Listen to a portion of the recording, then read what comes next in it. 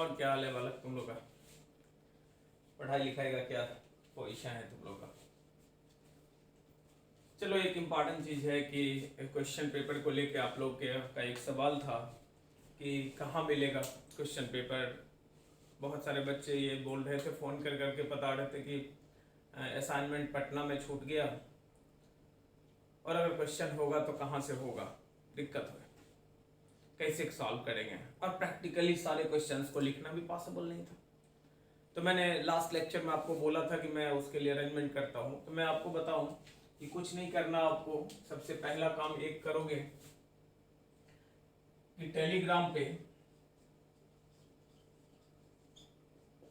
Telegram app download कर लोगे। आप प्ले स्टोर से टेलीग्राम ऐप डाउनलोड करोगे और आप जाओगे फेसबुक पे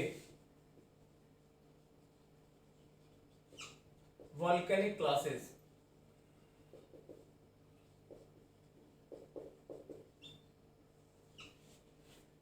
फेसबुक खोजोगे वॉल्केनिक क्लासेज के नाम से, वॉल्केनिक क्लासेज में जाओगे, वहां पे टाइमलाइन पे आपको टेलीग्राम का लिंक मिल जाएगा ज्वाइन करने का। टेलीग्राम का लिंक मिलेगा, लिंक के थ्रू जाकर आप ज्वाइन कर लोगे टेलीग्राम का जो ये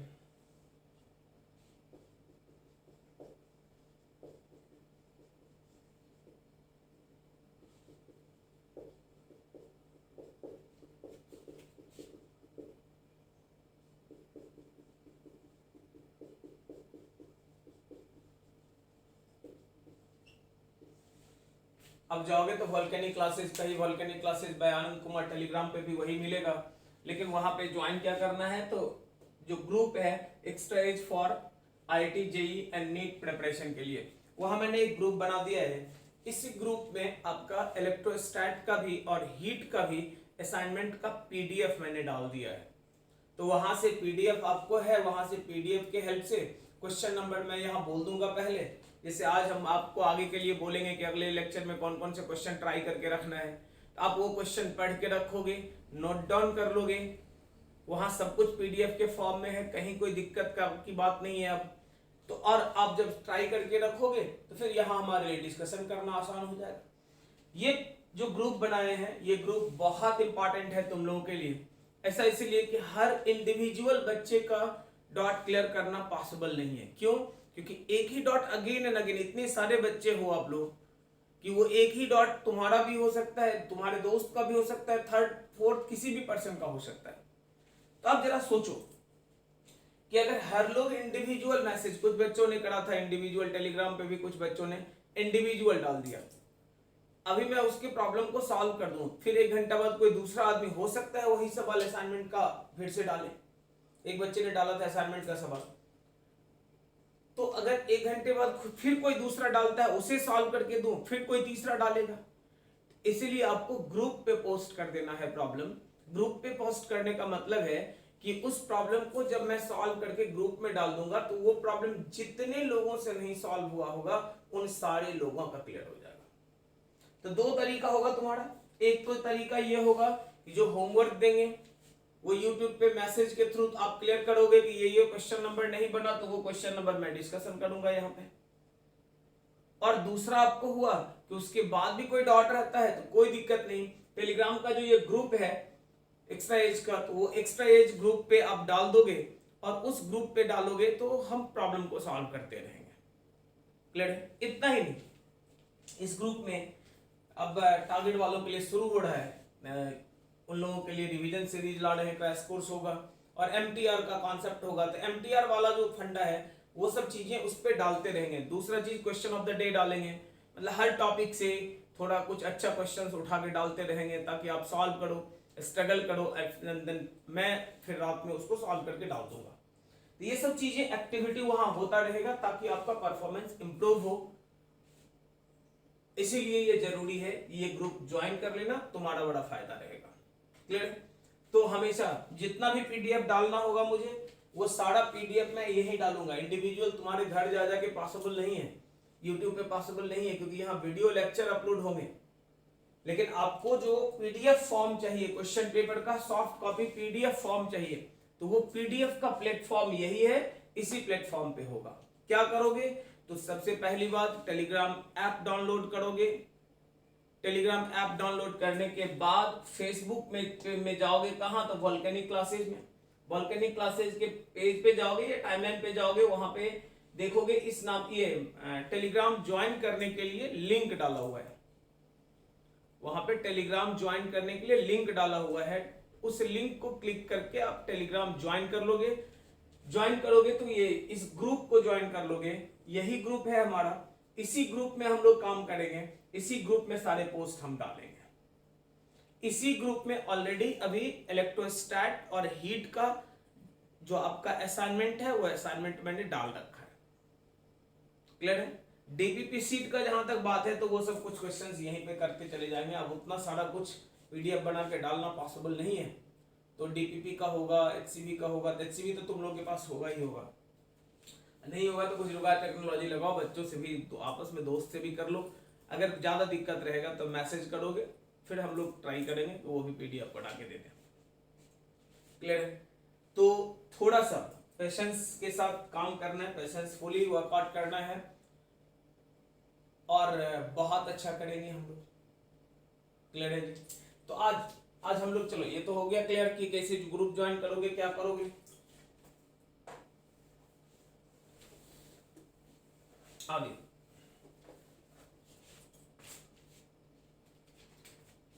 थर्मोडायनामिक्स में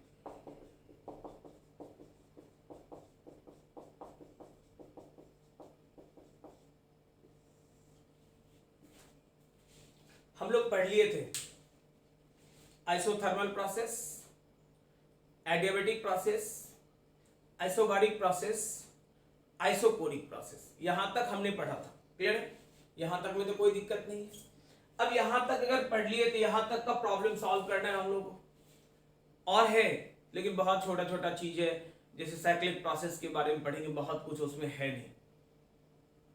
तो मैं बोलूं साइक्लिक इनफैक्ट प्रॉब्लम सॉल्व करने के दौरान अभी ही हम लोग यूज कर लेंगे, लेकिन जस्ट वहां नाम देने के लिए रहेगा कि नाम नहीं दिए साइक्लिक तो साइक्लिक नाम भी दे देंगे। लेकिन अभी जैसा मैंने बोला था लास्ट लेक्चर में कि प्रॉब्लम डिस्कशन करेंगे, तो अभी हम लोग प्रॉब्लम शुरू करेंगे। अब क्योंकि असाइनमेंट आज ही मैंने उसमें डाला हुआ है पीडीएफ फॉर्म में और इंफॉर्मेशन में अभी आपको दे रहा हूं, इसीलिए असाइनमेंट का प्रॉब्लम अगले लेक्चर में करेंगे। आज एचसीवी हम लोग करेंगे। मतलब हर चैप्टर में जैसा होता है पहले असाइनमेंट उसके बाद एचसीवी, लेकिन इस चैप्टर में उल्टा करेंगे। इसलिए भी कि सारे बच्चों का एक फीडबैक आता है कि वर्मा सर ने थर्मोडायनामिक्स में बड़े खतरनाक सवाल लिख दिए। ऐसा बोलते हैं बच्चे, शायद उनके जो टीचर्स हैं वो बोलते हैं कि वर्मा सर ने बड़ा खतरनाक सवाल लिख दिया है, बहुत खतरनाक है, सॉल्व भी नहीं होता है। और लोग ये भी बोल देते हैं कि सॉल्व करना भी नहीं चाहिए क्योंकि बहुत ऊपर का सवाल लिखा हुआ है। हम लोग भी ट्राई करके देख लेते हैं यार कि कितना इजी सवाल सर ने लिखा है, क्योंकि जब कॉन्सेप्ट के हिसाब से बेहतर कॉन्सेप्ट के साथ आप पढ़ोगे ना तो समझ में आता है कि प्रॉब्लम इजी है या टफ है। बुक का दिया हुआ वो थ्योरी, वर्क डन निकाल लो, इंटरनल एनर्जी निकाल लो, यार उस तरीके से सवाल कभी बनता नहीं है। अभी तक एक इंपॉर्टेंट बात मैं बताऊं कि अभी तक जो हम लोग की ये प्रोसेस, उस प्रोसेस के अंदर हमने सिर्फ प्रोसेस को पढ़ा। मतलब ऐसा लगा देखने में कि वो थ्योरी पढ़ रहे हैं। कुछ बच्चों ने तो कमेंट सेक्शन में डाला भी कि प्रॉब्लम करवा दीजिए सर। सच ये है कि तुम कहीं थ्योरी पे नहीं थे, प्रॉब्लम के टाइप्स को ही पढ़ रहे थे। और वो फील अभी तुरंत क्लियर हो जाएगा जब हम एक एक सवाल, और इस चैप्टर में ये भी कर रहे हैं क्योंकि लोग कह रहे हैं कि खतरनाक होता है, ये होता है, वो होता है, और मैंने होमवर्क नहीं दे रखा है, इसलिए मैं सारे सवाल करूंगा। सारा सवाल आप देख लो कितने फटाफट सवाल निकलता है, कैसे कॉन्सेप्ट के हिसाब से क्लियर रहता है सब कुछ, और फिर कॉन्फिडेंस भी आ जाएगा तुम्हारे अंदर। तो खतरनाक उसके लिए होता है जो बच्चा कम पढ़ा रहता है, जो बच्चा बिलो स्टैंडर्ड कंटेंट्स पढ़ा रहता है। क्योंकि देखो मन लगना और बात है यार, सवाल सॉल्व होना और बात है। मन लगना तो मजाक से भी मन लगता है, उससे सवाल सॉल्व नहीं होता। सवाल सॉल्व करने के लिए बहुत सिंसियरिटी का जरूरत पड़ता है, और concept node to node concept करने का जरूरत पड़ता है, इधर आपका हीट हो या आपका इलेक्ट्रोस्टैट हो। अगर हम लोग इलेक्ट्रोस्टैट भी स्टार्ट करें, एक बच्चे ने इलेक्ट्रोस्टैट में कमेंट डाला था कि सर आईआईटी के क्वेश्चंस एक बार बता, पहले एबीसीडी लिखना सीखा था या पहले कैलकुलस का इंटीग्रेशन डिफरेंशिएशन करना सीखा था? अरे बालक, कभी थोड़ा बहुत पढ़ तो लिया कर यार। अभी हम लोग सिर्फ चार्ज को डिफाइन करे हैं और चार्ज को डिफाइन करने के उतने सारे तरीके हमने तैयार करे। कूलम्ब्स लॉ लास्ट लेक्चर में मैंने स्टार्ट किया है बेटा, इंतजार तो कर, कूलम्ब्स लॉ थोड़ा आगे बढ़ने दे, उसके बाद समझ में आएगा। होपफुली शायद ये लोग ऐसे लोग हैं कमेंट देने वाले जो मेरे यहाँ शायद नहीं पढ़ रहे थे, उन्हें पता नहीं है। अदरवाइज जो बच्चे हमारे यहाँ पढ़ते हैं उन्हें पता है कि एप्लीकेशन में किस लेवल तक हम लोग जाते हैं। स्टार्ट करेंगे बॉटम से, जैसे एक सवाल, मैं एक सीधा बात बोलता हूं, बॉटम से स्टार्ट करके टॉप तक जाने के कॉन्सेप्ट पे मैं ट्रस्ट करता हूं। एक सवाल मैं दूं आईआईटी का और मैं सॉल्व कर दूं, लगेगा क्या आईआईटी का सवाल करा दिया, बट मैंने क्लास में भी बोला है उससे कोई बेनिफिट नहीं होगा। स्टार्ट बॉटम से करके आपको वहां तक ले जाएंगे जहां आप उस सवाल को, मैं प्रॉब्लम दूंगा और सॉल्व आप कर दोगे। और अगर ऐसा होता है तभी फील आता है पढ़ने का, तो फिर फिजिक्स का जो डर है वो भागता है। इसीलिए परेशान बिल्कुल नहीं होना, सवाल हम लोग सॉल्व करना शुरू करते हैं, थर्मोडायनामिक्स पहले देख लेते हैं और फिर आगे के लिए होमवर्क देते हैं आपको, करेक्ट ना? चलिए एक एक करके सवाल देखता चल।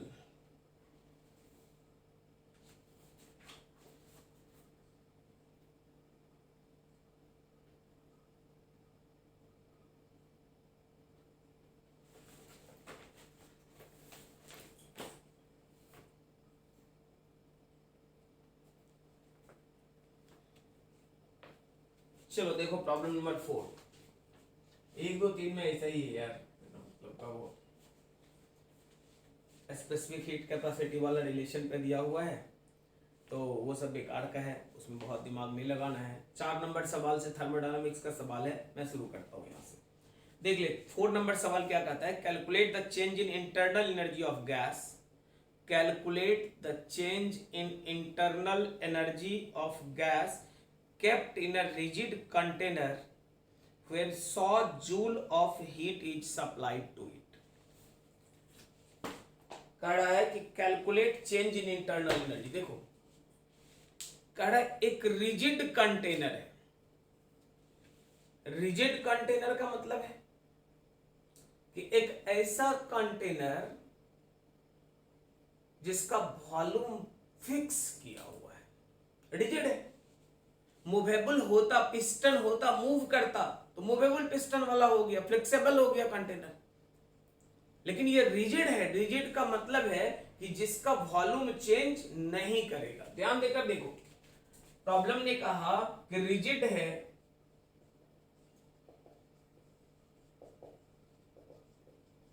इसका मतलब वॉल्यूम क्या हो गया, तो कांस्टेंट। अच्छा जी, वॉल्यूम कांस्टेंट हुआ, वॉल्यूम कांस्टेंट से क्या फायदा? हाँ फायदा है ना, फायदा है कि वर्क डन हो गया कितना, 0। वॉल्यूम बदलेगा तो वर्क डन होगा, वॉल्यूम नहीं बदलेगा, कांस्टेंट है, मतलब आइसोकोरिक प्रोसेस। आइसोकोरिक मतलब वर्क डन बराबर 0। अब देख लो, अगर वर्क डन 0 हो गया तो फ्रॉम फ्लॉट से फर्स्ट लॉ ऑफ थर्मोडायनामिक्स आपने कहा Q बराबर delta U plus delta W। Problem ने कहा है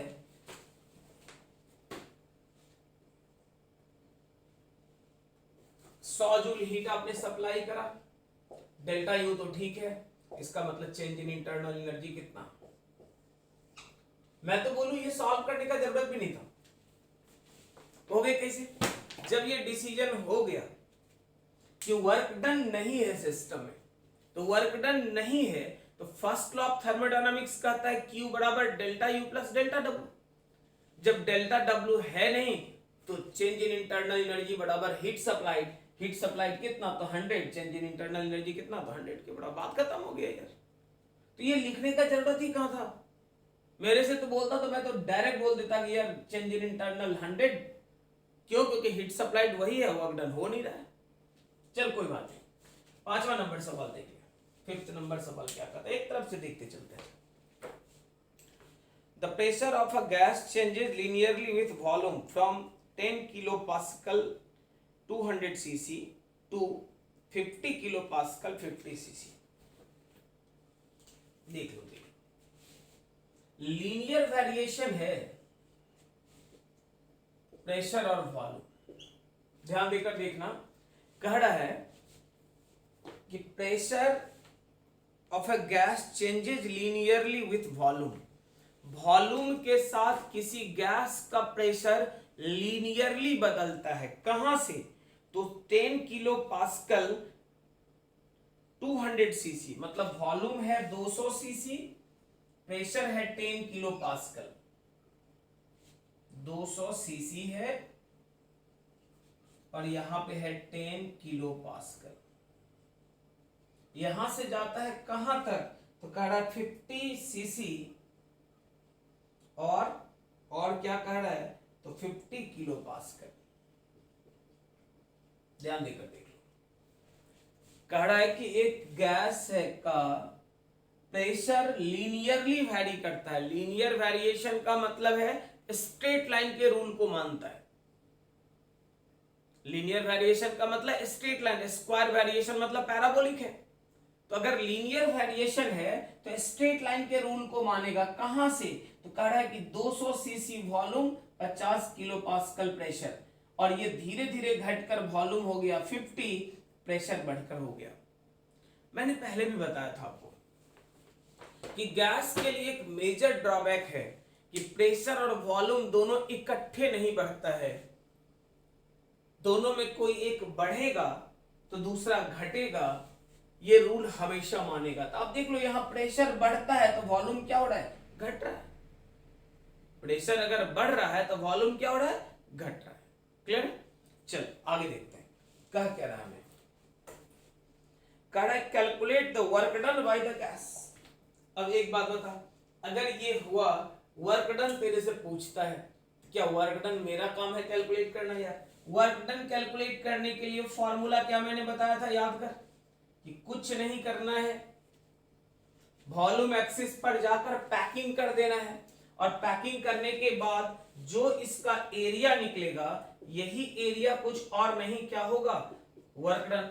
देखो ये ट्रेपेजियम है, लेक्चर नंबर 1 में देखना बहुत सारे स्ट्रक्चर का, इनफैक्ट इस तरह के स्ट्रक्चर का भी वर्क डन मैंने निकाला हुआ है। तो वर्क डन उस टाइम में बोला था कि वर्क डन एक बार कर रहे हैं, आगे काम आएगा, लेकिन चीज को उठा के मैंने सबसे पहले पढ़ाया। थर्मोडायनामिक्स में जो चीजें बाद में आता है, या ये कह लो जो ज्यादा कॉम्प्लिकेटेड होता है, मैंने लेक्चर 1 में उसी को सबसे पहले पढ़ाया, ताकि वो अगर क्लियर है फंडा तो आपको बड़ा इजी होगा आगे बढ़ना। इसलिए यहां अगर देखो तो आप कह सकते हो इस ट्रेपेजियम के लिए कि 1/2 into summation of parallel side, मतलब 50 प्लस 10 किलो है तो 10 टू द पावर 3, दोनों के बीच में सेपरेशन 200 माइनस 50 क्यूबिक सेंटीमीटर है -6। देख लो, ये है 50, ये है 10, 50 plus 10 into 10 to the power 3 kilo है, तो दोनों के बीच में गैप 200 से 50 घटा लो, 150 इंटू 10 टू द पावर -6 क्यों? क्योंकि क्यूबिक सेंटीमीटर है। अब आप देख लो, आप कहोगे 1/2 into 60 into 10 to the power 3 into 150 into 10 to the power -6। मैं तो बोलूं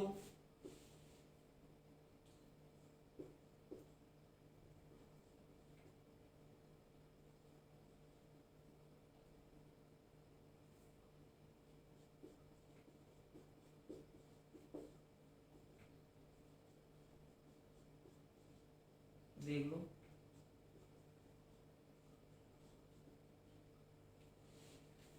आप अगर कहते हो तो बोल सकते हो कि वैल्यू कितना के बराबर आएगा भाई, वैल्यू आएगा कितना, तो आप कह सकते हो 4.5 जूल के बराबर। अब आगे देखो, इस केस में अगर एरिया इतना निकला, इसका मतलब है कि वर्क डन कुछ और नहीं, एरिया मतलब 4.5 जूल। लेक्चर 1 में ही मैंने बताया था कि area of bonded region between pressure and volume जो होगा उसी का नाम कुछ और नहीं क्या बोलेंगे, वर्क डन। तो अगर एरिया इतना आया तो यही एरिया क्या हो गया हमारे लिए, वर्क डन। क्लियर है। अगला देखो क्या कह रहा है, if no heat supplied or extracted from the gas, what is the change in internal energy of the gas? अगर इस प्रोसेस में कोई हीट दिया या लिया नहीं गया है तो इंटरनल एनर्जी चेंज क्या होगा। देख लो, ए पार्ट तो ये था, बी पार्ट में कह रहा है कि इफ नो हीट सप्लाइड, ध्यान देना, no heat supplied, delta Q बराबर 0, देन फ्रॉम फ्लॉट से Q का वैल्यू क्या होगा, delta U plus delta W। आपने हीट दिया नहीं, डेल्टा U का पता नहीं, और ये तो 4.5 है, डेल्टा U जो होगा माइनस। तो इस प्रोसेस में वर्क डन कितना होगा कैलकुलेट कर लिया हमने, चेंज इन इंटरनल एनर्जी कितना होगा वो भी कैलकुलेट हो गया। क्लियर है जी। आगे देख लो, आंसर भी मिलाते चलिए, देख ले आंसर लग रहा है क्या,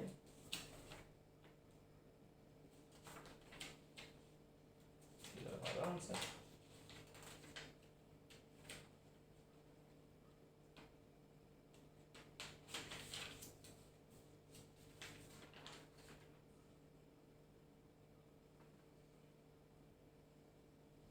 सही है जी। अच्छा, वर्क डन में देख ले एक चीज, वॉल्यूम घट रहा था ना, वॉल्यूम क्या हो रहा है 200 से 50 हो रहा है। अगर वॉल्यूम घट रहा है तो वर्क डन क्या होगा, एरिया तो चल सही है, वर्क डन क्या होगा प्लस या माइनस। अगर वो माइनस, यहां भी माइनस, ये वॉल्यूम बढ़ता तो वर्क डन पॉजिटिव, वॉल्यूम घटेगा तो work done negative. Volume 200 CC से 50 हो रहा है, वॉल्यूम घट रहा है, वॉल्यूम घट रहा है मतलब वर्क डन क्या होगा, माइनस। क्लियर है।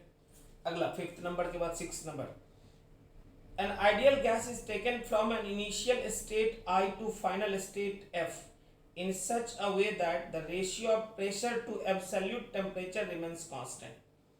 देखो,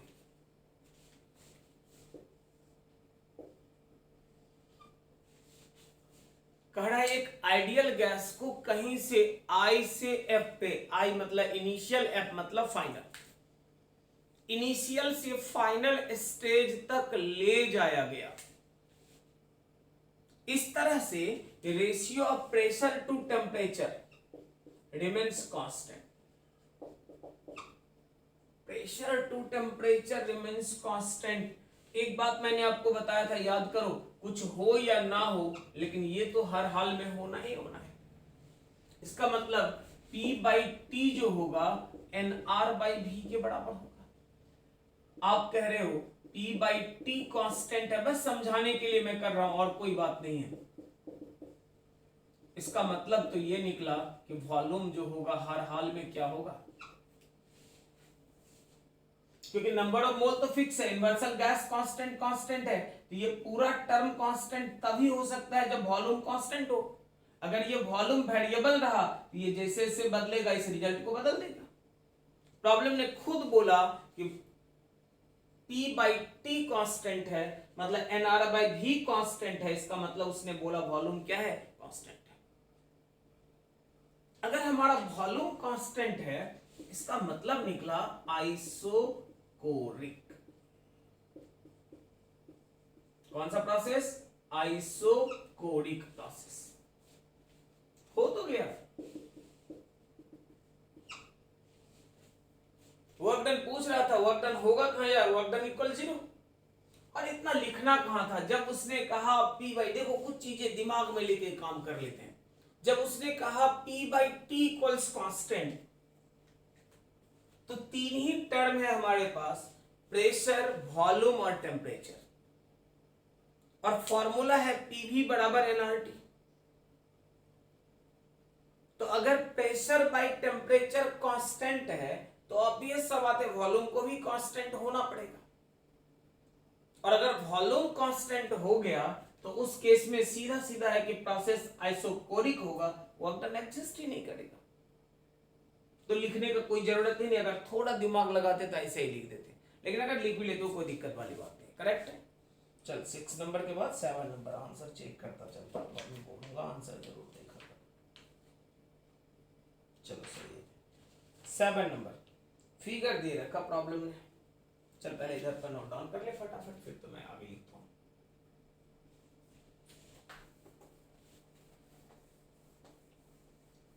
हाँ, अगले लेक्चर से जरूर बुक सामने रखोगे ताकि तुम्हारा काम बहुत आसान हो जाएगा। प्रॉब्लम नंबर बोलेंगे, प्रॉब्लम पढ़ोगे आप, इजी हो जाएगा।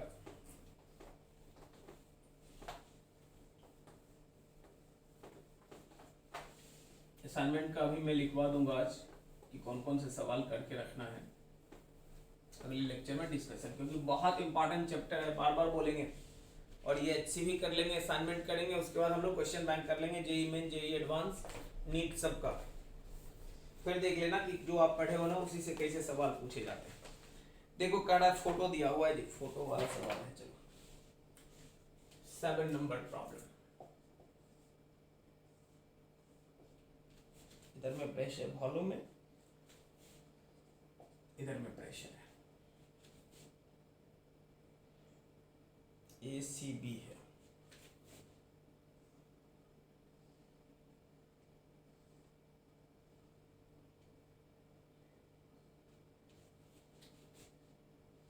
और एक डायरेक्ट किया,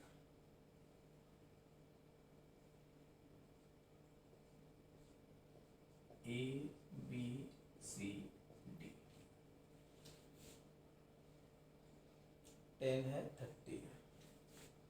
ये 10 किलो पास्कल है, ये 30 किलो पास्कल है। करेक्ट। ये कितना है ये देख लो, 10 cc 25 cc, 10 cc 25 cc। अब देख लो क्या क्या है। ये डायग्राम दिया, डायग्राम मैंने बना दिया। 3 paths through which the gas can be taken from A to B. Calculate the work done by the gas. देखो कहा क्या रहा है कि गैस को A से B तक ले जाया जाता है 3 अलग अलग रास्ते से। एक बार A C B के रास्ते, दूसरी बार A से B के रास्ते, तीसरी बार A D B के रास्ते। प्रॉब्लम आपसे कहता है कि आप बताओ कि तीनों बार में वर्क डन कितना कितना होगा। बार बार तो बोल रहे हैं वर्क डन कैलकुलेशन के लिए। देखो जब पढ़ा रहे थे तो वो थ्योरी था, अब देख लो न्यूमेरिकल वही है।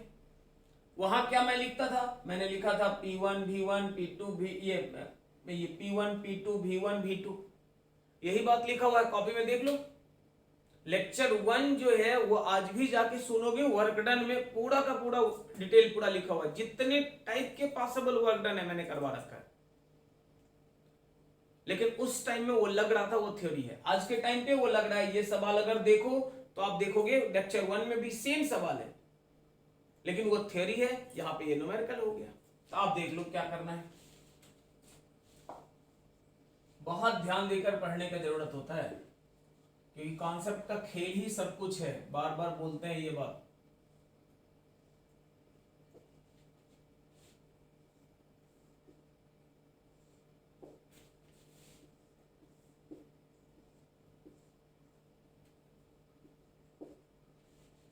इसी ग्राफ को मैंने रिपीट कर लिया। प्रेशर वॉल्यूम है और प्रेशर है, वॉल्यूम है प्रेशर है। देखो एक अंतर हो रहा है जिसपे थोड़ा ध्यान देना अच्छे से। हम लोग जब ग्राफ ड्रॉ कर रहे थे तो वाई एक्सिस में प्रेशर और एक्स में वॉल्यूम लिखते थे, वाई में प्रेशर एक्स में वॉल्यूम। लेकिन अभी आप देख लो वाई में है वॉल्यूम, एक्स में है प्रेशर। इसीलिए मैंने कॉन्सेप्ट बताया था, मैंने ये नहीं कहा था कि एक्स पे जाके पैकिंग करना या वाई पे पैकिंग करना। मैंने आपको बताया था कि हमेशा पैकिंग वॉल्यूम एक्सिस पे जाके करना। कहां जाके करना, वॉल्यूम पे। तो वॉल्यूम एक्सिस पे अगर पैकिंग करना है तो देख लो वॉल्यूम पे पैकिंग करते हैं, वॉल्यूम इधर है पैकिंग कर दिए। अगर वॉल्यूम इधर है पैकिंग कर दिए, दिस इज 30 किलो पास्कल, आप कह रहे हो this is 10 cc, this is 25 cc, तो आप कहोगे वर्क डन, वर्क डन कितना बोलोगे तो आप कहोगे सीधे सीधे वर्क डन का वैल्यू, किलो मतलब 3 और ये कहोगे दोनों घटा लेंगे, देख लो ऊपर है 25 और नीचे है 10, तो 25 से अगर 10 घटाएंगे तो कितना 15 क्यूबिक सेंटीमीटर है -6। आप तो कह सकते हैं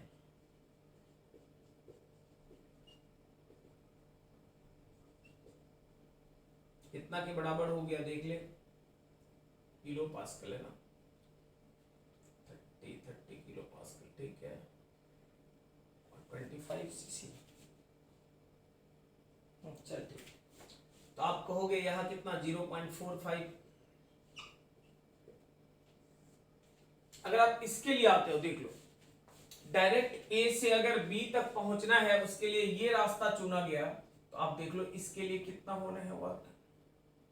तरीका एक ही होगा कि हर बार क्या करेंगे, तो वॉल्यूम एक्सिस पे जाएंगे, पैकिंग करेंगे, बॉन्डेड रीजन का जो एरिया होगा वर्क डन कहलाएगा। चल भाई देख ले कितना हो गया, दिस 10, दिस बोल 30, ये कितना है बता 10, ये बोल कितना है तो 25, करेक्ट। अब देखने से खुद तो देख रहा है तू, ये ट्रायंगल तो है नहीं, रेक्टेंगल तो है नहीं, नाम बोल ट्रेपेजियम है। अगर ट्रेपेजियम है तो ट्रेपेजियम के लिए वर्क डन ही एरिया होगा, and that equals 1/2 summation of parallel side 10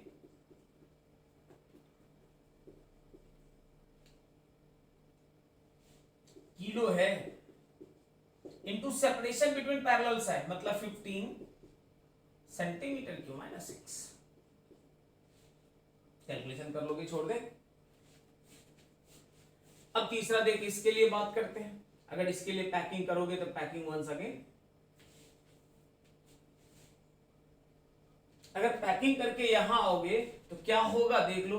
आप क्या कह सकते हो, तो ये कहोगे 10 सेंटीमीटर, ये क्यूबिक सेंटीमीटर में 25 सीसी है तुम्हारा, और ये कितना तो 10 किलो पास्कल है।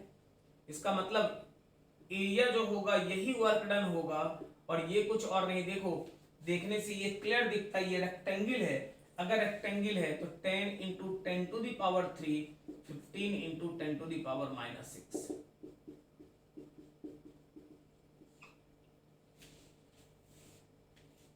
क्लियर है? कोई दिक्कत है तो बोल, फटाफट छाप ले जल्दी।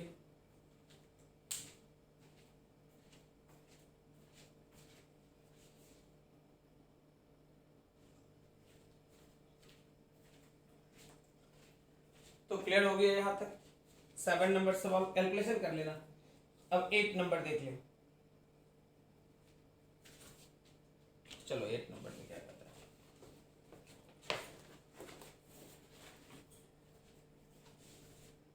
चलो इसमें भी फोटो डाला है तो पहले तो डायग्राम ड्रॉ कर लो, उसके बाद ही कुछ। 8 नंबर सवाल देख बाबू, वॉल्यूम दिया, प्रेशर दिया, बस यही उल्टा हो रहा है और कोई बात नहीं है। पर सर ने डाल दिया है सब इधर से। ए है, बी है, सी है और डी है, करेक्ट। चलो क्या कह रहा है ये देख लो।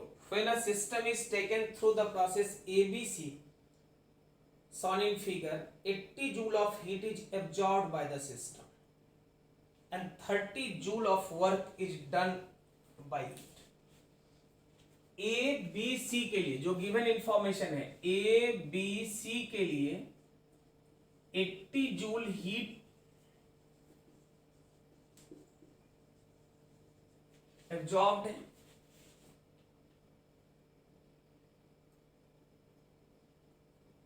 एंड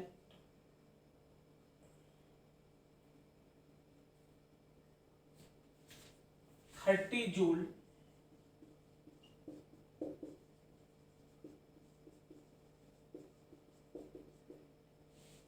चलो ठीक है। तो कह रहा है कि if the system does 10 joule of work during the process ए, देख लो ए डी सी के लिए कह रहा है कि अगर वर्क डन आपका 10 जूल है तो देन आपसे पूछता है कि बताइए कि हीट सप्लाइड क्या होगा, हाउ मच हीट। तो आपसे पूछ रहा है कि हीट कितना होगा, ये कैलकुलेट करो। ध्यान देकर देखो, प्रॉब्लम ने कहा कि गैस को आप ले जा रहे हो इस तरह से ए से सी तक, गैस को ले जा रहे हो ए से सी तक दो अलग अलग तरीके से। पहला तरीका क्या है देख लो, ए से बी ले गए, बी से सी ले गए, मतलब पहले गैस को कांस्टेंट वॉल्यूम पे प्रेशर को बढ़ाए। कांस्टेंट वॉल्यूम मतलब आप कह सकते हो कि ये isochoric process. Then constant pressure पे वॉल्यूम को बढ़ाए मतलब आइसोबारिक प्रोसेस। एडीसी का मतलब क्या हुआ, पहले कांस्टेंट प्रेशर पे वॉल्यूम बढ़ाए मतलब आइसोकोरिक, ये आइसोबारिक, और फिर कांस्टेंट वॉल्यूम पे प्रेशर बढ़ाए आइसोकोरिक। लेकिन फाइनली पहुंचा सी पे, तो प्रॉब्लम आपसे पूछता है कि दोनों में पहला वाला के लिए दिया हुआ है हीट और वर्क डन, तो दूसरा वाला के लिए आपसे पूछता है कि हीट कितना होगा कैलोरी। अगर गैस स्टार्ट किया ए से और पहुंचा है सी पे, स्टार्टिंग और फिनिशिंग पॉइंट दोनों के लिए सेम है, इसका मतलब चेंज इन इंटरनल एनर्जी हर हाल में सेम होगा या नहीं होगा। तो आप कहोगे सबसे पहले फॉर देख ले ए बी सी के लिए वर्क डन, ये हीट जो बोलोगे Q that equals W plus delta U के। हीट कह रहे हो 80, वर्क डन पॉजिटिव है 30 plus change in internal energy delta U का वैल्यू 50 बाई है। वर्क डन बाई सिस्टम है पॉजिटिव, अगर यही ऑन रहता तो नेगेटिव, बाई सिस्टम है तो पॉजिटिव, ऑन रहता तो नेगेटिव। चेंज इन इंटरनल निकल गया। अब आ जाओ मुद्दे पे, फॉर किसके लिए बात कर रहे हो, फॉर ए डी सी के लिए। ए डी सी वाला जो पाथ है तुम्हारा उस पाथ के लिए, तो Q इक्वल्स क्या कहोगे, तो work done plus delta U के बराबर। वर्क डन तो प्रॉब्लम ने बोला 30 और ये कहोगे, आप कहोगे टोटल कितना हीट, मतलब टोटल जो हीट का वैल्यू होगा वो कुछ और नहीं कितना के बराबर होगा, तो 60 के बराबर होगा। देख ले 1 नंबर सवाल सही है, 60 के बराबर। तो हम लोग कहेंगे कि कुछ नहीं, देखो बेसिक कॉन्सेप्ट कितना आसान सा था, सवाल कहां भारी है यार, इजी तो सवाल है। ए से सी तक गया, प्रोसेस चाहे कोई भी अपनाए, जो टेम्परेचर ए का होगा इस रास्ते के लिए वही होगा इस रास्ते के लिए, जो सी का होगा इस पाथ के लिए वही होगा इस पाथ के लिए। टेम्परेचर ऑफ ए दोनों के लिए सेम, टेम्परेचर ऑफ सी दोनों के लिए सेम, इसका मतलब temperature difference between A and C दोनों के लिए सेम। और टेम्परेचर डिफरेंस सेम हुआ, इसका मतलब change in internal energy same, और अगर change in internal energy same हुआ मतलब इंटरनल एनर्जी कांस्टेंट है। अगर एक रास्ते का मिल गया तो दूसरे रास्ते का पुटिंग गेटिंग करेंगे, कोई दिक्कत है बोलो, यही कारण है मैंने कॉन्सेप्ट बोला था याद कर। वहां लग रहा था बेटा कि थ्योरी पढ़ रहे हैं, देख लो एक एक पॉइंट पकड़ के कॉन्सेप्ट था।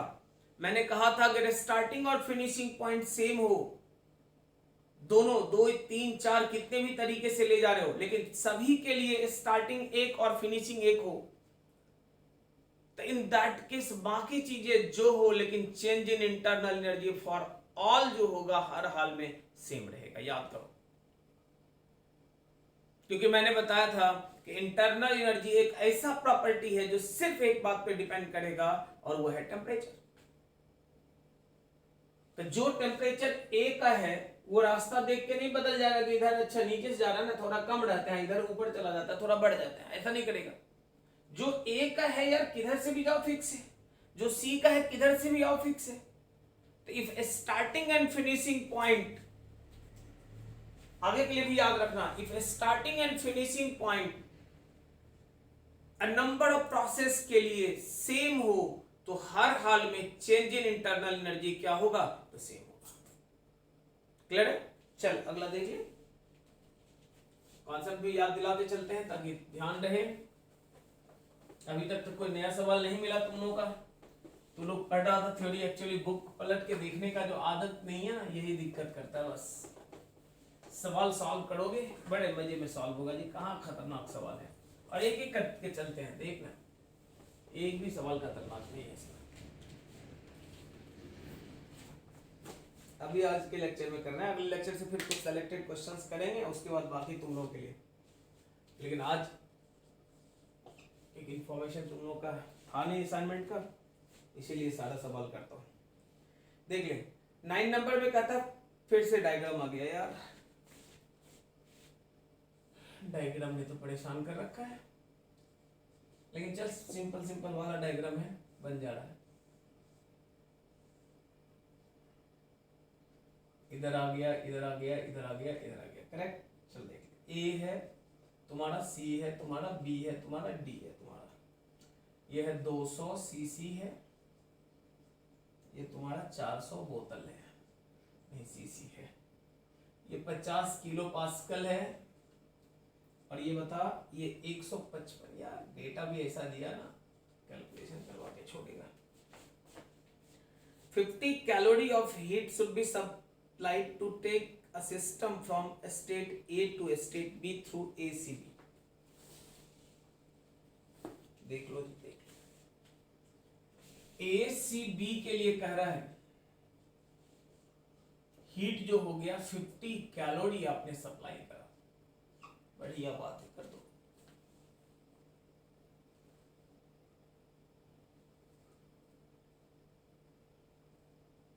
Find the quantity of heat to be supplied to take it from A to B, ADB। ADB के लिए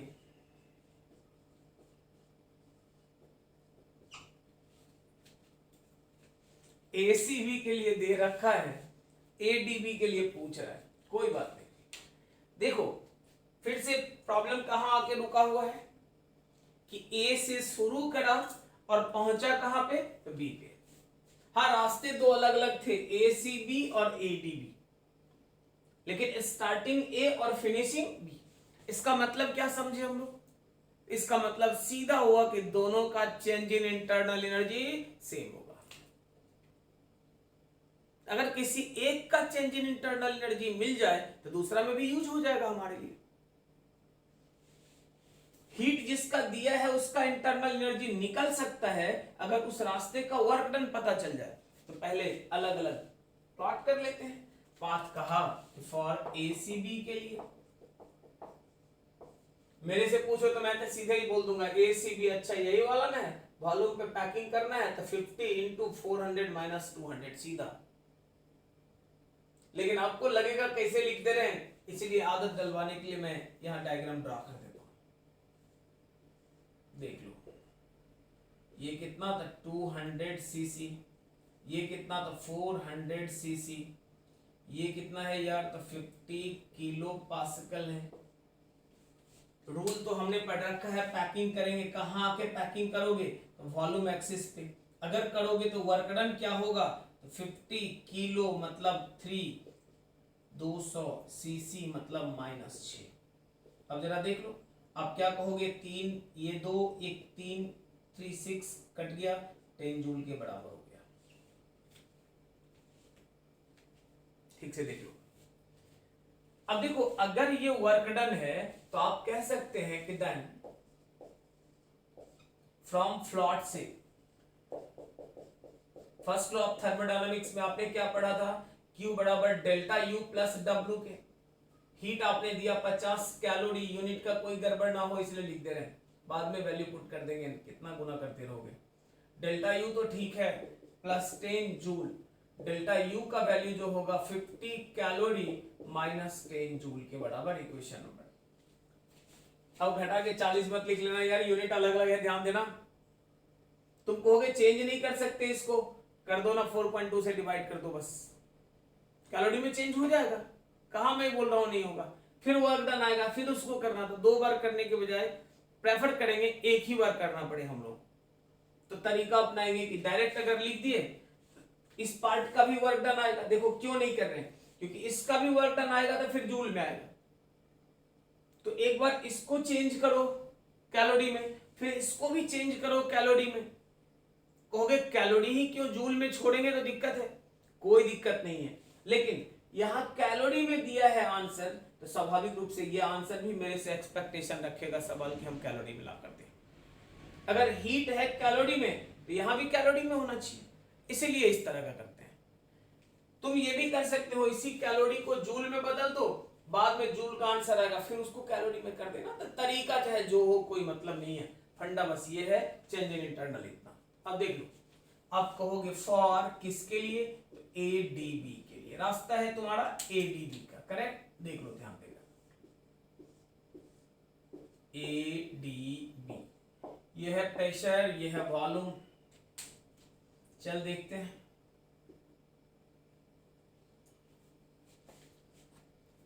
पैकिंग कर दिए, पैकिंग के लिए एक ही फॉर्मूला पढ़े हैं, वॉल्यूम एक्सिस पे आकर करना चाहिए, मैंने कर दिया। अब देख यहां वर्क डन क्या बोलेगा, तो वर्क डन क्या होगा भाई, तो यहां पे प्रेशर का वैल्यू तो ये रखा सवाल ने 155 किलो पास्कल, ये कितना दिया हुआ है था 200 सीसी, ये कितना था 400 सीसी।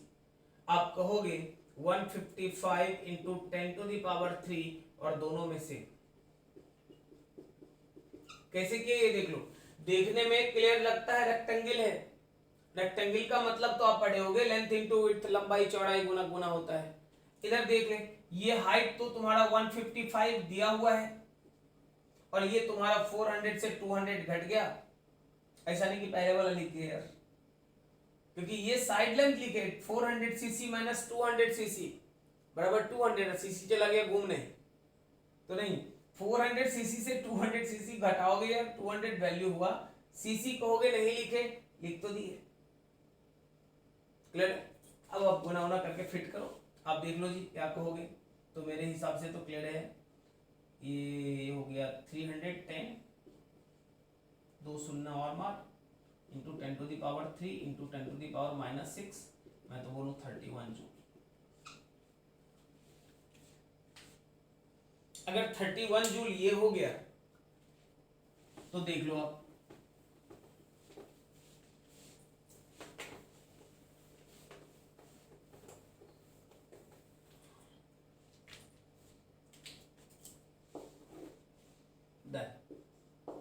फ्रॉम प्लॉट से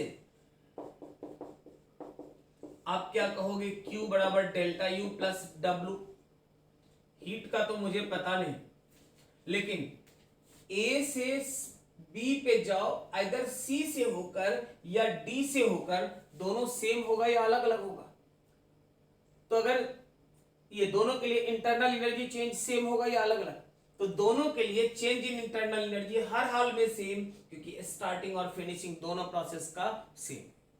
तो आप क्या कहोगे, आप कहोगे कि फ्रॉम इक्वेशन नंबर 1 से Q का वैल्यू जो यूज करेंगे 50 कैलोरी माइनस 10 जूल,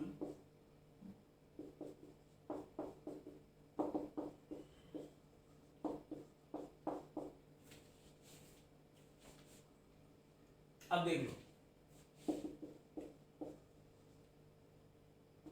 क्लियर है, 31 प्लस 10 माइनस, अब एडवांटेज यही है जूल को चेंज कर दिया, देख लो 50 कैलोरी तो समझ में आ रहा है, माइनस 210 42, आप कहोगे 5,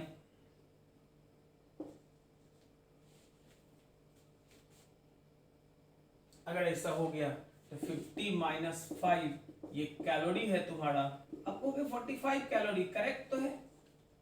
देखो अगर हमने यहाँ चेंज नहीं करा तो फायदा कितना हुआ, नहीं तो यहाँ 4.2 से डिवाइड, फिर यहाँ भी 4.2 से डिवाइड करना पड़ता यार 31 को, तो बेवजह का बड़ा होता। लेकिन इस टाइप के प्रॉब्लम में जब जूल और कैलोरी का उलझन रहता है तो हमेशा कॉन्सेंट्रेट करना कि कहीं वो बेनिफिट देने के बारे में तो नहीं सोच रहा है।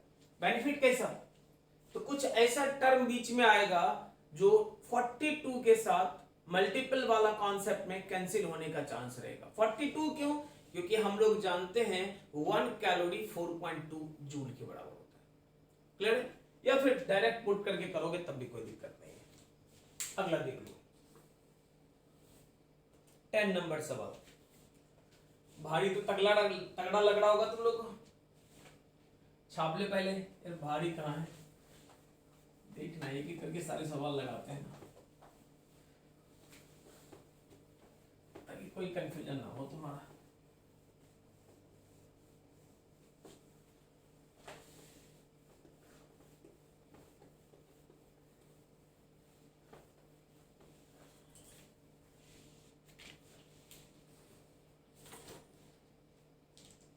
Calculate the heat absorb by the system. Once again देख लो 10 नंबर। सारा खेल वर्क डन का है, हमेशा ध्यान रखना। भी दिया हुआ है क्यूबिक सेंटीमीटर में, प्रेशर दिया हुआ है किलो पास्कल में।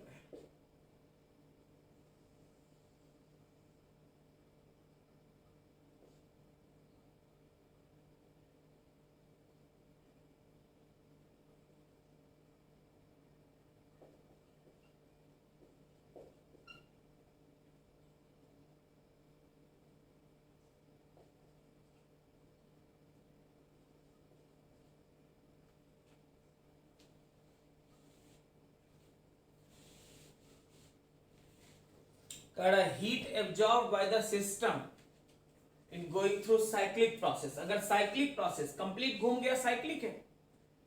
साइक्लिक बोलने का मतलब हो गया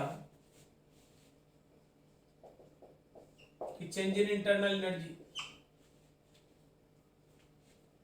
देख लो आइसोथर्मल और साइक्लिक में फर्क क्या हुआ। आइसोथर्मल आप उसको कहे थे जिसमें टेम्परेचर कांस्टेंट था। टेम्परेचर कांस्टेंट मतलब पीवी बराबर एनआरटी के हिसाब से प्रेशर वॉल्यूम का इनवर्सली प्रोपोर्शनल वैरी करता था, लेकिन यहां इनवर्सली नहीं, यहां तो गोला बना दिया यार। तो कोई परेशानी का बात नहीं है, आपको सिर्फ इतना ही याद रखना है कि हम लोग कहेंगे चेंज इन इंटरनल एनर्जी जो हमारा है साइक्लिक है, कंप्लीट साइकिल फॉर्मेशन करता है। चेंज इन इंटरनल एनर्जी क्या, जीरो। अब वर्क डन अगर कैलकुलेट कर ले तो काम बन जाएगा। वर्क डन क्या होगा, तो सर्कल के लिए याद करो,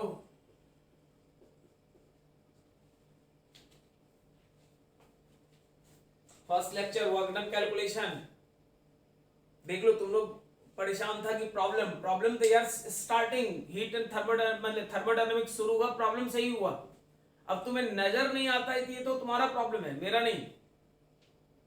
देख लो ये सवाल तुम देख लो, डे 1 के लेक्चर में आप देखना, उसमें लिखा हुआ lecture number 1 work done calculation, यही ग्राफ बना हुआ है। फर्क कितना है, 100 300 नहीं लिखा हुआ है। वहां के जगह पे क्या लिखा हुआ है, P1 P2 V1 V2। Semi circle है, क्वाड्रेंट है, सर्कल है, सभी तरह के सवाल डाले गए हैं। चल खैर कोई बात नहीं, 3.14 हो गया। एक्स एक्सिस में तुम्हारा कौन है, देख ले 300 माइनस 100। आप कहोगे डिवाइड क्यों किए, क्योंकि आप कह सकते हो एक्स एक्सिस का ये डायमीटर है 200, यहां से यहां का सेपरेशन, लेकिन आपको तो रेडियस चाहिए, रेडियस के लिए डायमीटर डिवाइडेड बाय 2। ये 300 माइनस 100 क्या है, तो डायमीटर है। आपको चाहिए क्या, रेडियस, रेडियस के लिए 2 से डिवाइड कर दी, किलो है 10⁻3।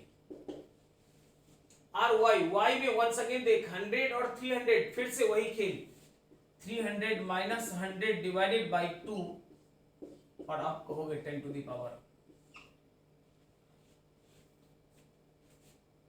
हो गया। अगर ये निकल गया तो आप कहोगे हीट कितना, तो delta U plus W. Calculation कर लोगे, अरे हो जाएगा ना, दिक्कत है बोल। आगे देख अगला सवाल,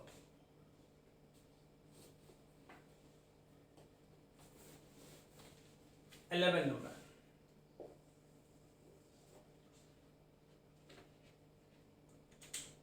देखना भारी भारी बोल रहा है तो लोग, देख सवाल सुन, इससे भी आसान कोई सवाल होता है यार।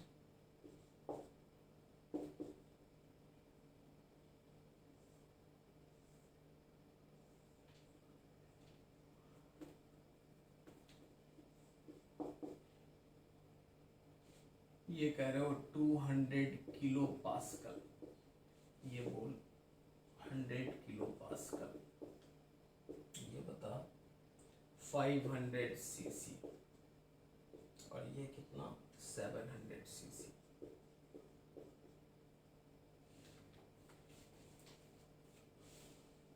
Gas is taken through cyclic process दिया हुआ है। If 2.4 calorie of heat is given in this process what is joules constant. देखो अगर 2.4 कैलोरी हीट दिया गया प्रॉब्लम ने कहा कि हीट दिया गया कितना था 2.4 कैलोरी, तो कह रहा है कि जूल्स कांस्टेंट क्या होगा। अगर मैं याद दिलाऊं तो पहले का पढ़ा हुआ थ्योरी है तुम्हारा कि W बराबर J इंटू एच, जे का वैल्यू कितना था W/h, याद करो। हीट प्रॉब्लम में दिया है, अगर वर्क डन कैलकुलेट कर लोगे सवाल निकल जाएगा। सवाल को सॉल्व करने के लिए करना क्या है, तो हमें दो चीज चाहिए जूल्स कांस्टेंट के लिए, एक वर्क डन, दूसरा हीट। हीट तो प्रॉब्लम ने खुद दिया, वर्क डन निकाल लो। वर्क डन कैसे निकालोगे भाई, तो देख ले।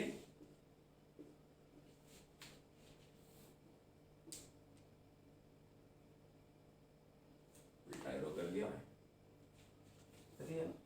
उल्टा है।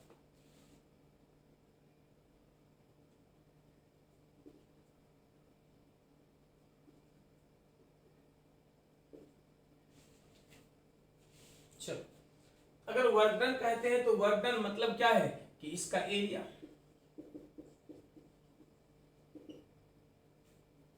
बस बॉन्डेड रीजन। अगर ओपन रहता तो वॉल्यूम पे जाते, बॉन्डेड है, कुछ करने का जरूरत ही नहीं है, सीधा लिख देना है। क्या लिखोगे, तो 1/2 इंटू बेस, बेस का मतलब 200 माइनस 100, देख लो यही तो 200 माइनस 100 मतलब 100 इंटू 10⁻³ किलो है, तो इंटू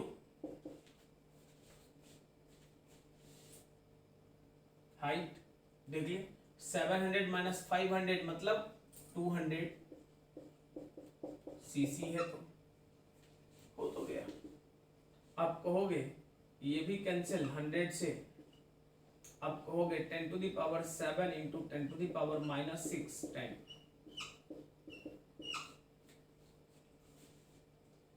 कोई कंफ्यूजन ना हो इसलिए मैंने लिख दिया। अगर 10 जूल, तो आप कहोगे जूल्स कांस्टेंट जो क्या होगा, तो वर्क डन बाय हीट मतलब 10 डिवाइडेड बाय 2.4। अब कैलकुलेट कर लो, जो होगा वही आंसर होगा। क्लियर है। तो अगर आपसे बोले कि जूल्स कांस्टेंट, परेशान बिल्कुल नहीं होना है, आपने पढ़ा हुआ है। वर्क डन निकाल लो, हीट तुम्हारे पास है, हीट को वर्क डन से डिवाइड कर दो, आंसर हो जाएगा। अगला नंबर सवाल देखिए, 12 number. A substance is taken through the process A, B, C as shown in figure. ध्यान दें,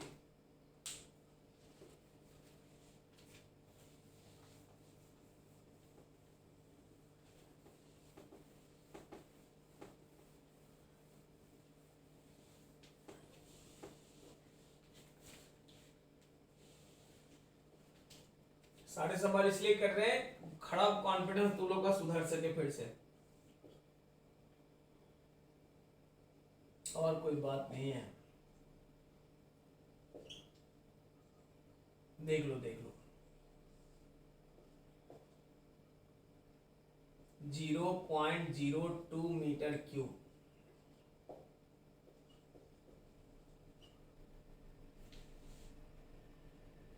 to 200 kilo pascal, 300 kilo pascal, correct है। A substance is taken through A, B, C, सही।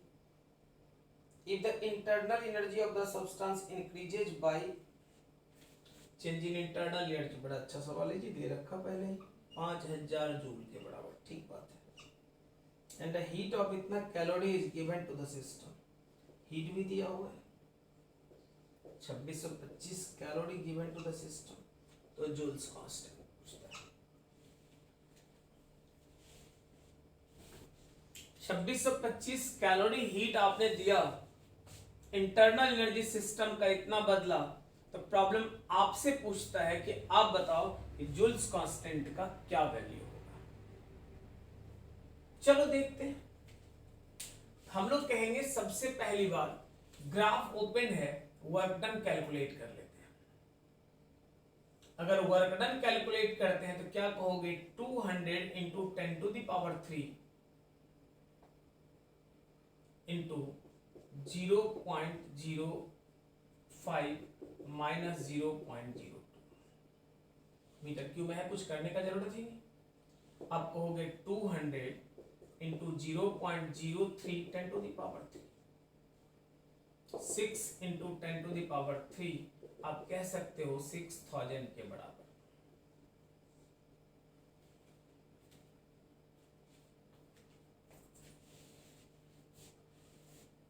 कितना हो गया? 6000 के बराबर। आगे देख लो।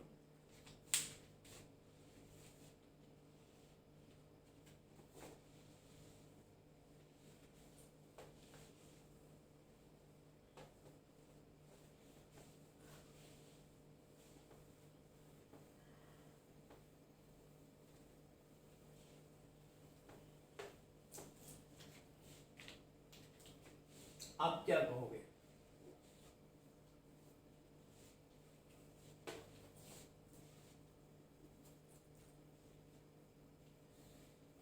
देखो,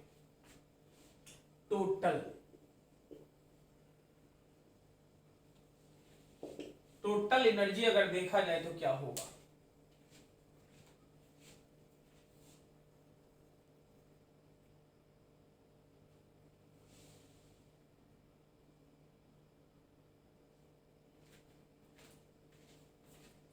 तो टोटल एनर्जी कितना है तुम्हारा? देखो, आप कह रहे हो 6000 जूल आपने वर्क डन किया हुआ है, और प्रॉब्लम ने बोला 5000 जूल इंटरनल एनर्जी बदल गया। टोटल एनर्जी सप्लाई एक्सटर्नल ने कितना सप्लाई किया? तो 6000 जूल वर्क डन हुआ और 5000 जूल आप इंटरनल बदले, मतलब टोटल है कितना? तो आप कह सकते हैं कैलोरी में इतना वैल्यू दिया हुआ है, वही वैल्यू दिया हुआ है कैलोरी में कितना? तो 2625 के बराबर। इसका मतलब जूल्स कांस्टेंट जो होगा कितना? वर्क डन का W का मतलब वर्क डन मत समझ लेना, total energy supply to system, वही टोटल एनर्जी। याद करो हीट एंड थर्मोडायनामिक्स में स्टार्टिंग में ही हम लोग पढ़े थे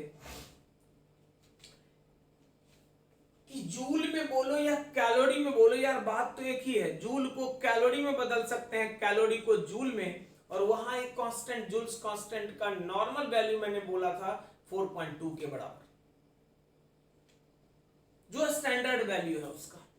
बट अगर प्रॉब्लम मेरे से बोले तो W equals J into H, J का value W by H. W क्या?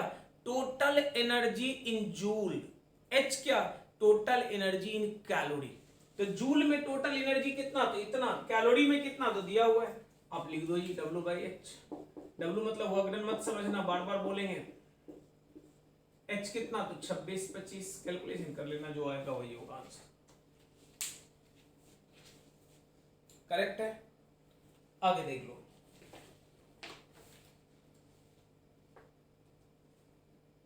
नंबर था ना, 13 नंबर।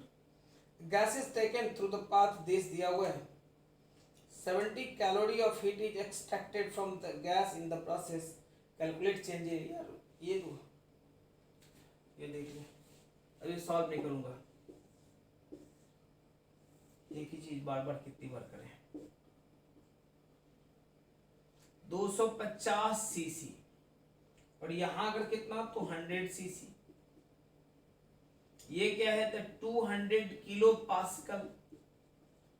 ये बोल तो ये 500 किलो पास्कल।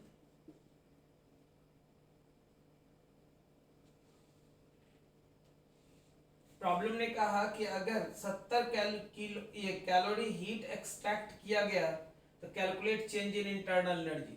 मतलब हीट जो है वो दिया हुआ है 70 कैलोरी के बराबर, तो डेल्टा यू पूछता है। एक बात मैं बताऊं, इसमें सोचो कैलकुलेशन क्या करना पड़ेगा। सब कुछ दे रखा है प्रॉब्लम, तो वर्क डन निकल जाएगा। कितना होगा? तो 1/2 into summation of parallel side. ये देख लो, ये उल्टा हो गया यार। आदत के हिसाब से हम लोग एक्स एक्सिस पे लेते थे वॉल्यूम, याद करो। तो ये गलती नहीं करना, हमेशा याद रखना कि वॉल्यूम अगर वाई पे चला गया तो वाई पे पैकिंग करेंगे, क्योंकि हम लोग एक्स और वाई पे नहीं जाते, हम लोग पैकिंग करते हैं कहाँ? वॉल्यूम एक्सिस पे जाकर। ये वॉल्यूम है, ये प्रेशर है। अब देख लो, अब कहोगे वर्क डन कितना, तो 1/2 समेशन मतलब 500 प्लस 200 किलो है 10⁻3। सेपरेशन देख लो, 250 है, 100 है, 150 सीसी है -6। वर्क डन निकल गया, हीट दिया हुआ है, कहोगे हीट तो कैलोरी में दिया है, 4.2 से मल्टीप्लाई कर लेना, डेल्टा यू का वैल्यू आ जाएगा। कोई दिक्कत है बोलो? अरे सही आ जाएगा, चला गया।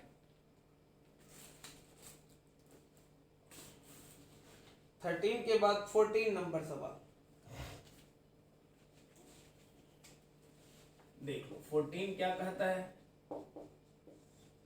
कह रहा था internal energy of a gas is given by U equals दे रखा 1.5 pV। अच्छी बात है, और ये एक्सपेंड करा गया V1 बराबर 100 cc to V2 equals 200 cc पे। प्रेशर दे रखा है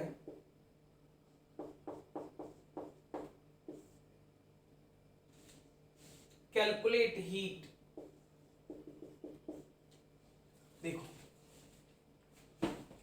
प्रॉब्लम ने कहा इंटरनल एनर्जी है 1.5 pV, इनिशियल वॉल्यूम ये, फाइनल वॉल्यूम ये, और प्रॉब्लम का खुद का कहना है कि कांस्टेंट प्रेशर पे ये वॉल्यूम बदला है।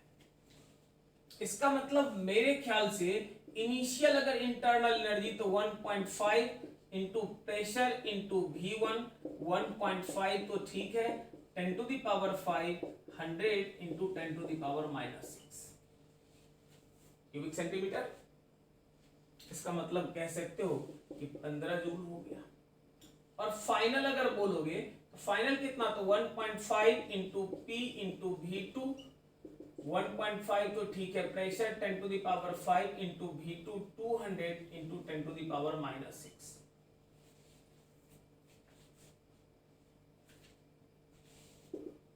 आप कहोगे कितना, तो 30 जूल। इसका मतलब चेंज इन इंटरनल एनर्जी कितना बोलोगे?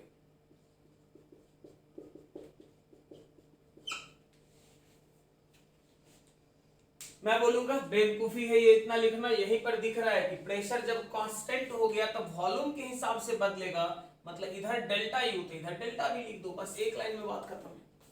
ये तो प्रॉब्लम को बड़ा बनाने का तरीका है यार। कहोगे आप तो छोटा छोटा करते थे, हाँ समझाने के लिए करना पड़ता है, और उसमें भी तुम लोग ऑनलाइन में है ना, और ज्यादा गड़बड़ है। तो ऑफलाइन में यही तो है, ऑफलाइन में सामने सामने होता है, कंसंट्रेशन लेवल भी तो तगड़ा रहता है। अभी घर पे हो, कभी इधर देखोगे कभी उधर, फिर लगेगा अरे कूद की कैसे हो गया अचानक से। तो इसलिए सब कुछ लिख दे रहा हूँ, वरना आप मेथड जानते हो अच्छे से, वो फालतू वाले तरीके पे भरोसा नहीं करते। और ऐसे भी थर्मोडायनामिक्स भारी लोग बोलता है, इसलिए ज्यादा जरूरी है कि भारी है तो देख लो, देख लो सीधा। मेरे ख्याल से बस डायरेक्ट लिख दे रहा हूं कि P अगर कांस्टेंट है, U इक्वल्स 1.5 PV, इसका मतलब डेल्टा U बराबर 1.5 P डेल्टा V। हो गया एक लाइन में खेल खत्म। मतलब delta U 1.5, pressure 10⁵ delta V मतलब 200 माइनस 100 cc माइनस 6। इतना अलग अलग नहीं निकालना पड़ेगा। चल ठीक है, कोई बात नहीं। अगर निकल गया तो 15 जूल आपने कैलकुलेशन कर लिया जी, सही है। लेकिन ये चाहिए नहीं, हमें तो चाहिए हीट। हीट कहां से आएगा? अच्छा एक बात बता, प्रेशर कांस्टेंट है, ये तो शायद आइसोबारिक है। इसका मतलब वर्क डन का फॉर्मूला पीडीवी।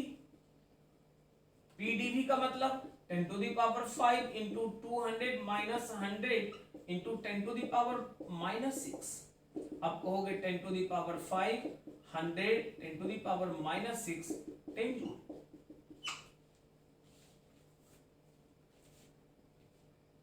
तो चेंज इन इंटरनल एनर्जी निकल गया 15, वर्क डन निकल गया 10, हो तो गया फ्रॉम प्लॉट।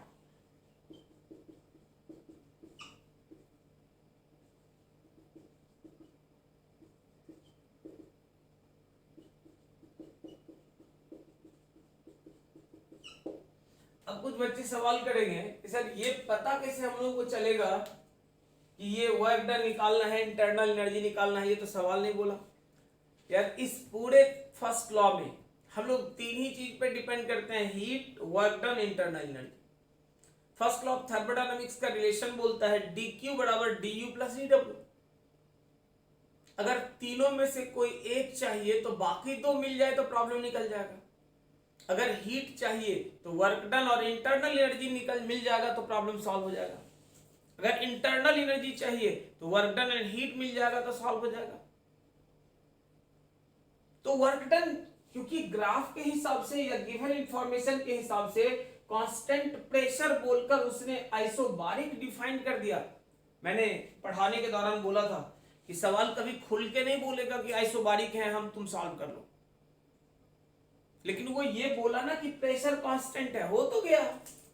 प्रेशर कांस्टेंट है मतलब आइसोबारिक है, आइसोबारिक है मतलब होगा प्रोसेस। छोटी छोटी बातों का ध्यान रखना है। जो पॉइंट्स पढ़ाए थे अब आपको समझ में आ रहा होगा कि वो जो थ्योरी था आइसोथर्मल आइसोबारिक, जो तुम्हें थ्योरी लग रहा था वो थ्योरी नहीं, हर पॉइंट उसका न्यूमेरिकल था, क्योंकि उसका एक एक पॉइंट यूज में आएगा। अभी भी मैं बोलूंगा कि अगर बहुत अच्छे से उन चीजों को आपने नहीं पढ़ा तो वंस अगेन एक बार 1 से लेकर अभी तक के सारे लेक्चर के पीछे जाना होगा थर्मोडायनामिक्स का।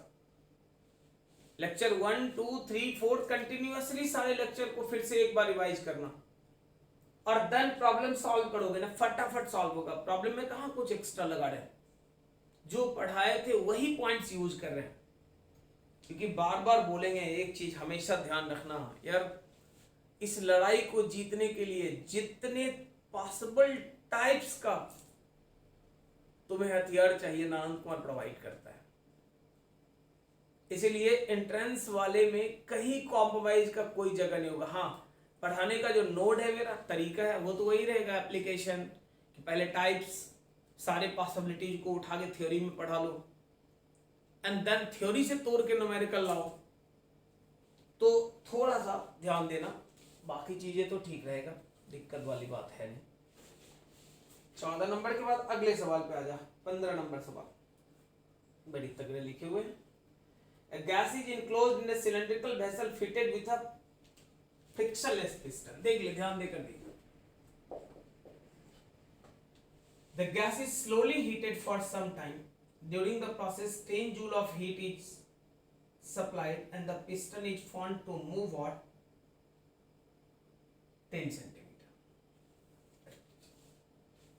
स्लोली हीट किया गया, धीरे धीरे हीट दे रहे हैं। एज ए रिजल्ट कह रहा है पिस्टन भाग रहा है और 10 सेंटीमीटर गया। अब एक बात मुझे बताओ, एक बेसिक कॉन्सेप्ट पढ़ा हुआ है पहले का, सारा कुछ थ्योरी में पढ़ाया हुआ है बालक।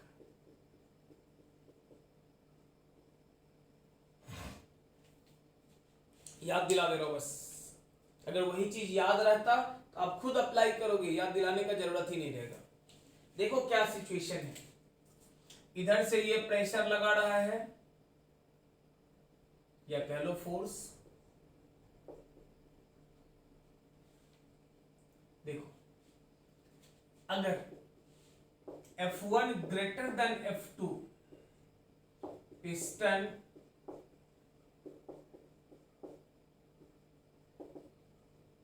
with increasing velocity,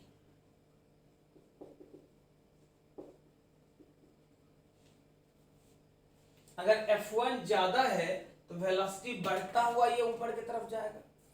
अगर कभी ऐसा बोलो कि F2 ज्यादा है F1 से तो पिस्टन क्या करेगा,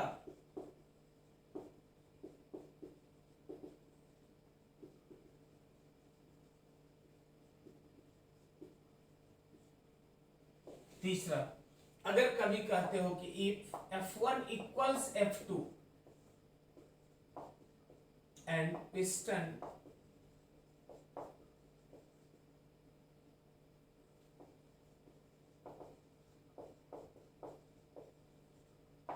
देन, जैसे एक इंस्टेंट पे उसको वेलोसिटी मिल गया लेकिन फोर्स दोनों बराबर है, जितना ऊपर से लग रहा है उतना ही नीचे से, दोनों का फोर्स बराबर है लेकिन पिस्टन को बस वेलोसिटी मिल गया है। अगर वेलोसिटी मिल गया है पिस्टन को तो देख लो F1 इक्वल्स F2, इसका मतलब हुआ F1 by area equals F2 by area, मतलब प्रेशर जो होगा P1,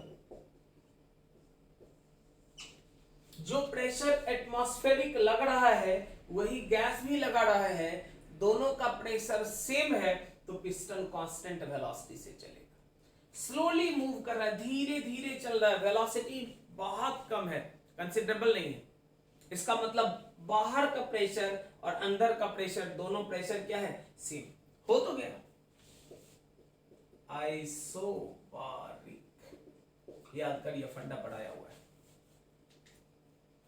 अब ये मुझे फिर से प्रॉब्लम के दौरान देख लो ये थ्योरी लाना पड़ रहा है, जबकि ये थ्योरी ऑलरेडी मैंने डिस्कशन कर रखा है।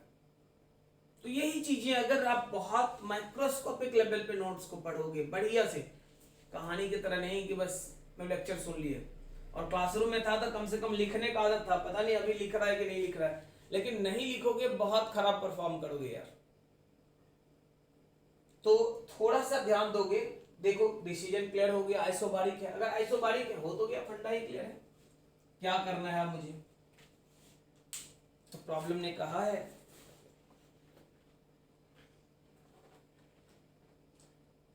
the gas is slowly heated for some time. During the process 10 joule of heat is supplied and the piston found to move 10 cm. Find the increase in internal energy. अच्छा जी, चलो सबसे पहली बात कि वर्क डन का value क्या होगा, दिया हुआ है 1 एटमॉस्फेरिक प्रेशर,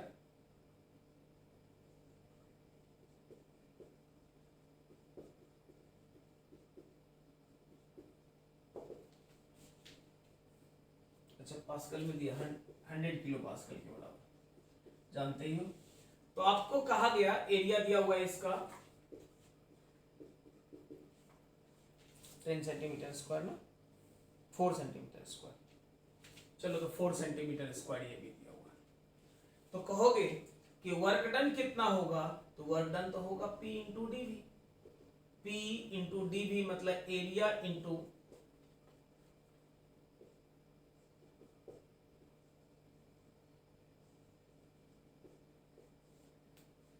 जो डिस्प्लेसमेंट वो कवर कर लेगा वही एरिया, क्योंकि क्रॉस सेक्शन का एरिया तो फिक्स है, एरिया इंटू जितना हाइट कवर करेगा वही हाइट तो है, या कह लो एरिया इंटू हाइट की जगह एरिया इंटू डिस्प्लेसमेंट।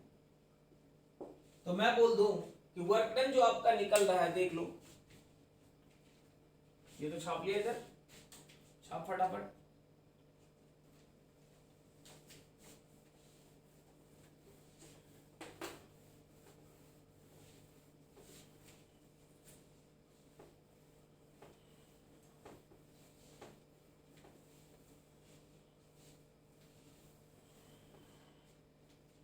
देखो तो वर्क डन जो तुम्हारा निकल रहा है कितना निकल रहा है जी, 10 टू द पावर 5 दिया हुआ है, देख लो 100 किलो, किलो का मतलब 10 टू द पावर 3, दो तो ये है ही। एरिया कितना दिया, तो 4 centimetre square, 4 into 10 to the power -4। Height कितना, तो 10 सेंटीमीटर -2।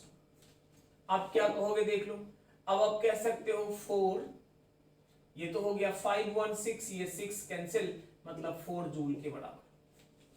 10 टू द पावर 5 और 1 6 हो गया, ये 6 हो गया, कैंसिल, 4 जूल के बराबर वर्क डन। वर्क डन आ गया 4 जूल के बराबर। और क्या इंफॉर्मेशन है,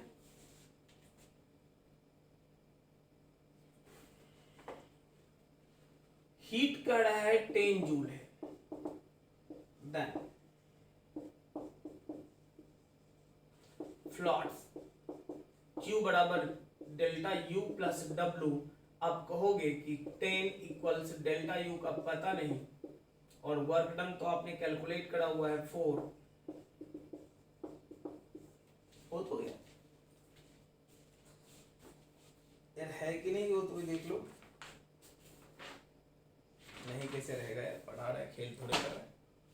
देखो तो कहां कुछ करना था, वर्क डन आपने कैलकुलेट कर लिया, हीट आपको पता है, प्रॉब्लम ने दे रखा है कि हीट 10 जूल के बराबर, फर्स्ट लॉ ऑफ थर्मोडायनामिक्स एक ही लॉ ही पढ़े हैं, पुटिंग एडिंग किए, चेंज इन इंटरनल एनर्जी निकल गया।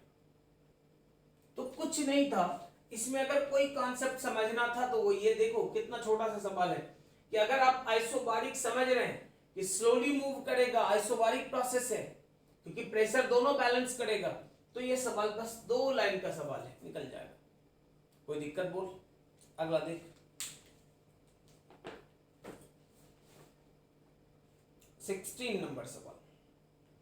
A gas is initially at a pressure, its pressure is kept constant and volume, देख लो ग्राफ खींचते हैं क्या बोला सवाल।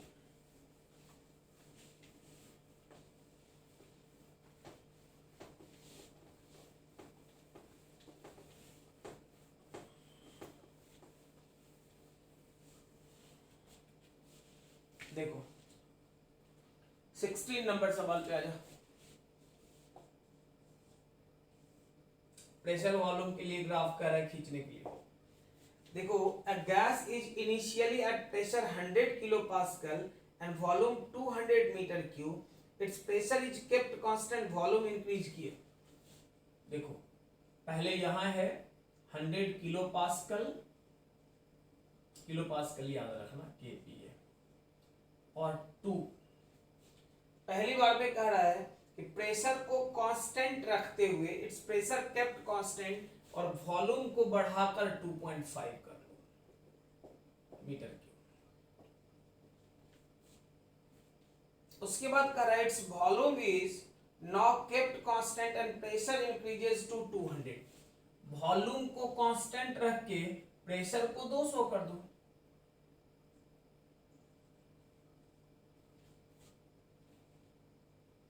वॉल्यूम को कांस्टेंट रख के प्रेशर को 200 और फिर gas is brought back to its initial state, finally वापस ले आओ।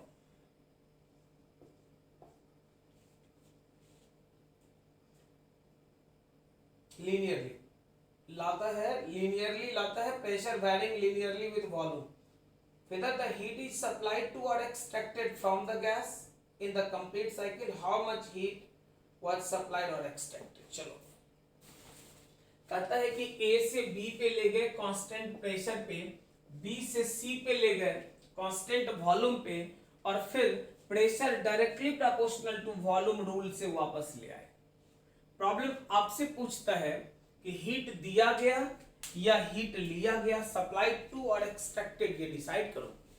दूसरे पार्ट में कहता है कितना, ये भी निकालो। एक बात मुझे बताओ यार, ये क्लोज लूप है, बंद है।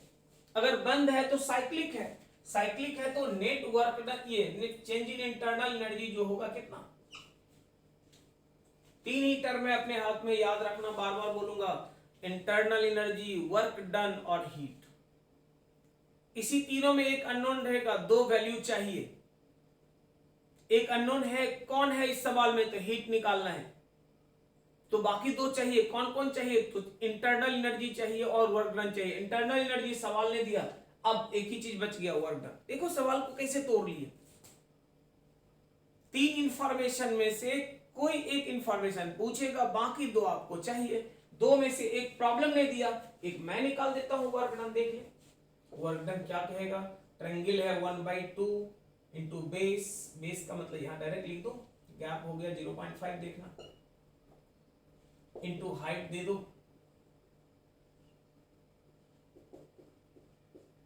किलो, यहां तक 100, यहां तक 200, 200 माइनस 100। अब क्या कहोगे, 1/2 0.5 इंटू 100 इंटू 10⁻3।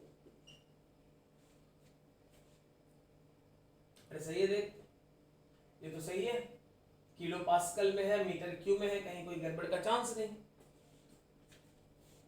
आगे देख भाई, इतना बोलेगा तो ये बोलेगा 50 डिवाइडेड बाई 2 इंटू 10⁻3, अब हो गए 25 इंटू 10⁻3।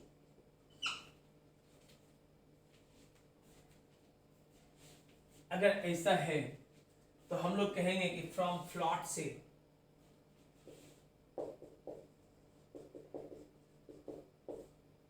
Q इक्वल से delta U plus delta W। आप तो सीधे सीधे बोल सकते हो डेल्टा यू कितना होगा, चेंज इन इंटरनल कुछ है नहीं, 25 दिस।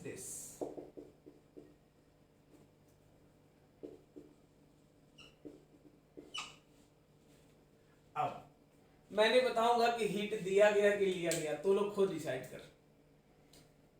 सिर्फ इतना हिंट जरूर करेंगे कि अगर पॉजिटिव है और अगर निगेटिव है, पॉजिटिव का मतलब वर्क डन पॉजिटिव है मतलब सप्लाई टू सिस्टम या बाय सिस्टम, तो वर्क डन पॉजिटिव है मतलब work done by system. Work done negative है मतलब क्या, वर्क डन ऑन सिस्टम, हमने पढ़ा है। अगर ऑन सिस्टम करेंगे तो वर्क डन निगेटिव है, बाय सिस्टम करेंगे तो वर्क डन पॉजिटिव है। वर्क डन यहां पॉजिटिव आ रहा है, पॉजिटिव आना कहोगे कैसे डिसाइड करेगी पॉजिटिव है, आप खुद भी देख लो ना। अगर ग्राफ रहता है क्लॉकवाइज और ग्राफ रहता है एंटी क्लॉकवाइज, हम लोग उसी के हेल्प से डिसाइड करते हैं। तो अगर प्रेशर y एक्सिस में, वॉल्यूम x एक्सिस में ग्राफ क्लॉकवाइज है, तो ग्राफ क्लॉकवाइज का मतलब होता है कि वर्क डन पॉजिटिव। अगर ग्राफ एंटी क्लॉक है तो वर्क डन क्या होगा, नेगेटिव। ग्राफ अगर क्लॉकवाइज है तो पॉजिटिव, अगर ग्राफ एंटी क्लॉकवाइज है तो नेगेटिव, हमने पढ़ा हुआ है। तो हम लोग कहेंगे कि यहां से कैलकुलेट कर लिए, वैल्यू पुट किए, सप्लाइड एक्सट्रैक्टेड, खुद डिसीजन लो यार। अगला सवाल देखिए, ज्यादा कंफ्यूजन होगा तो फिर अगले लेक्चर में पूछना मेरे से। 17 नंबर, 16 तो हो गया, 17 नंबर सवाल देखिए, आंसर तो आ गया ना, ये देख लो। हाँ 25,000 ठीक है। 17 नंबर सवाल देखिए,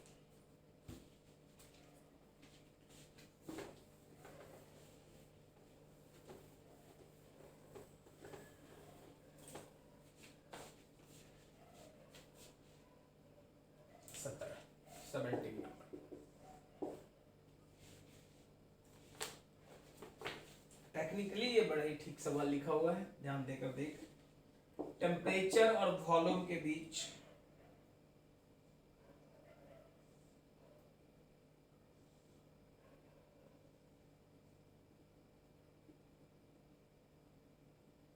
ए है,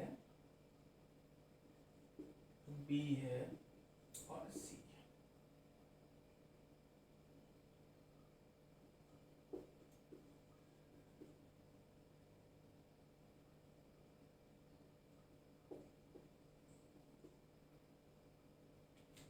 देखो कह रहा है कि consider the cyclic process ABCS on in figure performed on a sample of 2 mole of an ideal gas। number of mole दिया हुआ है 2, a total of 1200 joule heat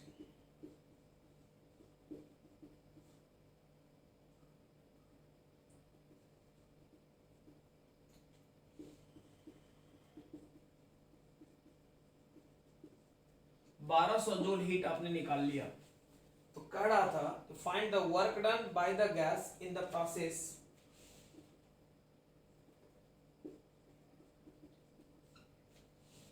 चलो सबसे पहली बात टेम्परेचर और वॉल्यूम का ग्राफ दिया हुआ है,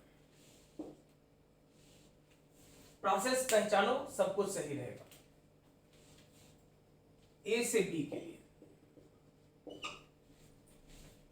कौन सा प्रोसेस है, ए से बी, ध्यान देकर देखो। ए से बी के लिए बात करते हैं। ए से बी में दिख रहा है कि स्ट्रेट लाइन है, स्ट्रेट लाइन मतलब volume directly proportional to temperature, और ये तभी संभव है जब प्रेशर बराबर कांस्टेंट। याद करो,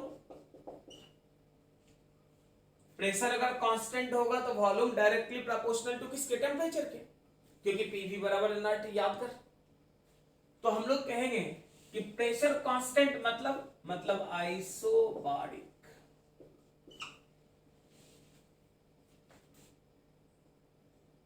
आइसोबारिक मतलब क्या हुआ, वर्क डन का फॉर्मूला कितना, तो पीडीवी या एनआरडीटी।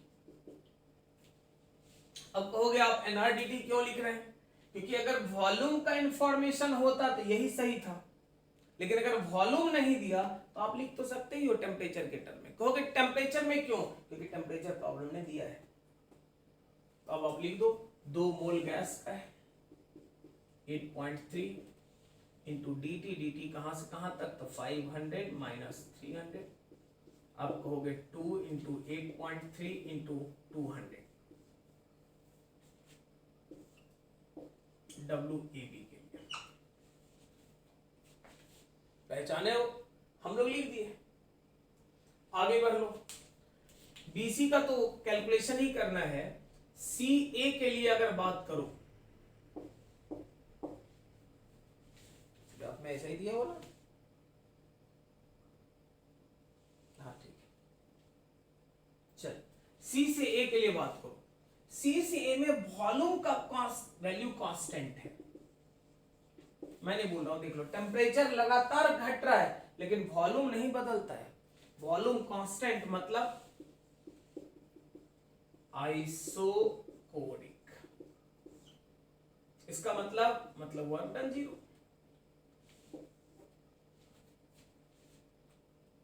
तो वर्क डन जो तुम्हारा निकल रहा है वो CA के लिए 0 हो गया। अब for ABCA change in internal energy 0। पूरे प्रोसेस में A से B, B से C, C से अगर पूरा प्रोसेस घूम लिए तो हर हाल में इंटरनल एनर्जी का चेंज कितना? तो 0 के बराबर। अब देख लो अगर वो 0 हो गया तो क्या कहोगे? एक ही दो रिलेशन पे तो पूरा टिका हुआ है अभी तक का फंडा। अब देख लो फ्रॉम फ्लॉट से dq equals du plus dw। Heat जो बोलोगे हीट कितना? तो प्रॉब्लम ने बोल रखा है कितना? तो 1200 जूल दिया गया। देखिए चेंज इन इंटरनल कुछ है नहीं, WAB, WBC, WCA। ये 1200 तो समझ में आ गया। WAB, AB भी आपने कैलकुलेट कर लिया। अब कैलकुलेशन करना हो वहां बैठ के। आप कहोगे WBC जो होगा 1200 माइनस WAB के बराबर होगा। तो कैलकुलेशन करने का मन करे तो कर लो नहीं यार, छोटा सा तो कैलकुलेशन है। अब देख लो ये क्या कहोगे? आप कहोगे 400 इंटू जो होगा कैलकुलेट कर लोगे, BC का वो अगर निकल जाएगा। अरे सही है। अगला सवाल देख 18 नंबर। कितना सवाल सॉल्व कर रहा है यार। चल 18 भी कर देता हूँ, देख लो।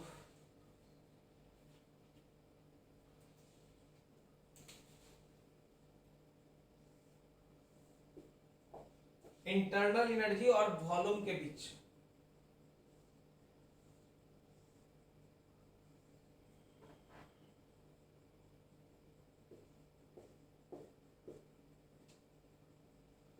V0 to V0 ABCD।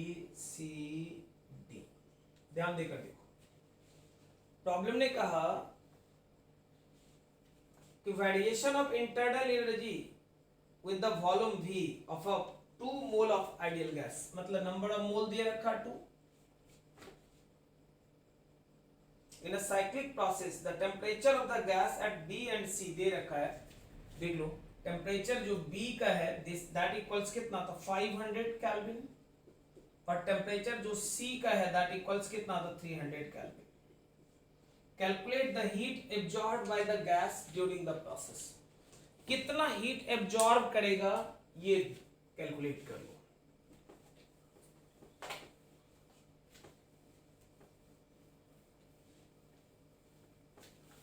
देख लो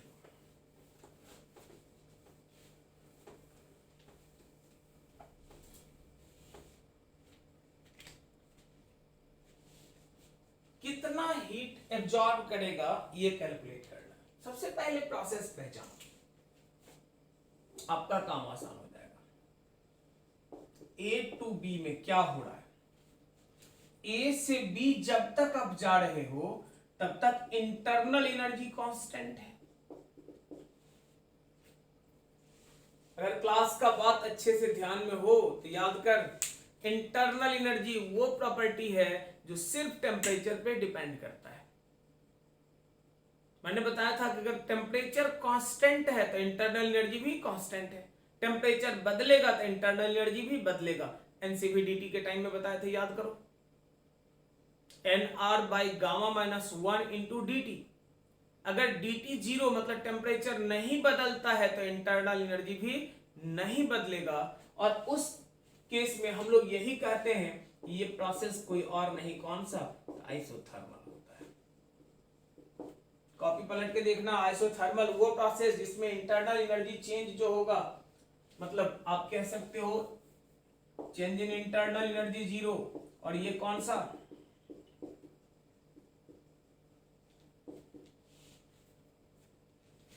याद करो प्रॉपर्टीज में सब कुछ करवा के लिखवाया हुआ है। अगर आइसोथर्मल हो गया हो तो गया, काम खत्म। अगर आइसोथर्मल है तो आइसोथर्मल के लिए क्या बोलोगे, तो बोलोगे यार कि वर्क डन का जो फॉर्मूला निकला वो कुछ और नहीं, 2.303 nRT log V2 by V1। 2.303 nR मतलब ये टेम्परेचर दे रखा है, इंटरनल एनर्जी नहीं बदला, मतलब टेम्परेचर जो बी का होगा वही किसका,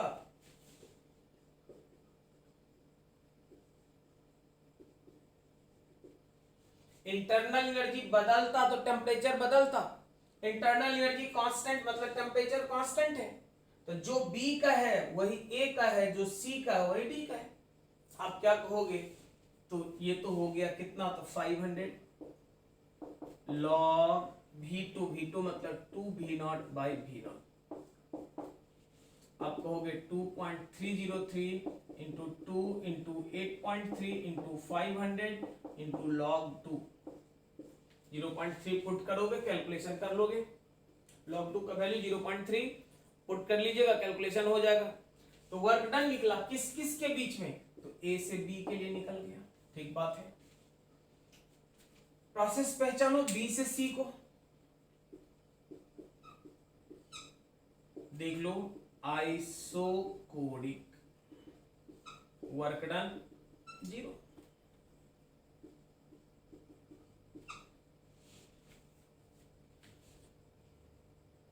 कहोगे इंटरनल एनर्जी के बारे में नहीं सोच रहे यार, पूरा घूम के जब साइक्लिक है लौट कर वहीं आएगा तो नेट चेंज इन इंटरनल तो 0 ही होना है, हम उसके बारे में पार्ट वाइज दिमाग क्यों लगाएं, इसलिए हम लोग कुछ भी बात नहीं कर रहे हैं उसके विषय में, क्लियर है। वर्क डन निकालिए। अब देख लो सी से डी के लिए, सी से D once again internal energy constant है, इसका मतलब डेल्टा यू जो होगा 0 होगा, इसका मतलब प्रोसेस जो होगा आइसोथर्मल है, और इसका ये मतलब निकला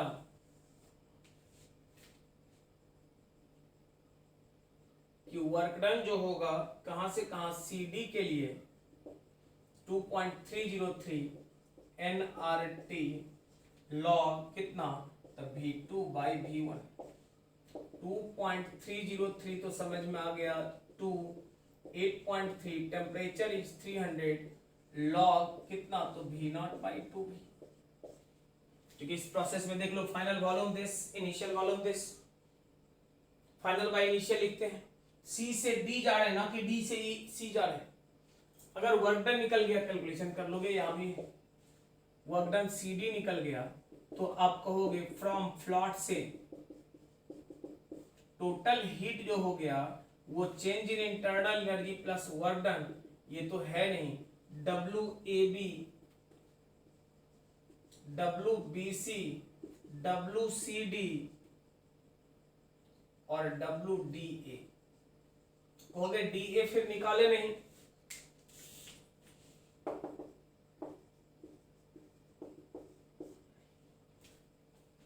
क्यों, क्योंकि देख लो ना कौन सा प्रोसेस है, वॉल्यूम कांस्टेंट है, वॉल्यूम कांस्टेंट आइसोकोरिक है। जब आइसोकोरिक है यार कितना दिमाग लगाते रहोगे, निकालते रहोगे, आप वैल्यू पुट करोगे फटाफट आंसर आ जाएगा। किसी भी सवाल में किसी तरह का कोई दम नहीं है, बड़े आराम से सारे सवाल सॉल्व होंगे प्रोवाइडेड आप अगर थोड़ा सा कंसंट्रेट करके प्रॉब्लम सॉल्व करोगे तो, क्लियर है। तो अगले लेक्चर के लिए आज यहीं तक करेंगे। कुछ और सवाल है तो ट्राई करना, नहीं होगा तो फिर नेक्स्ट लेक्चर में मैं बताऊंगा। फिलहाल मैं आपको बता दूं जो जो सवाल आपको सॉल्व करना है असाइनमेंट से, वो नंबर सब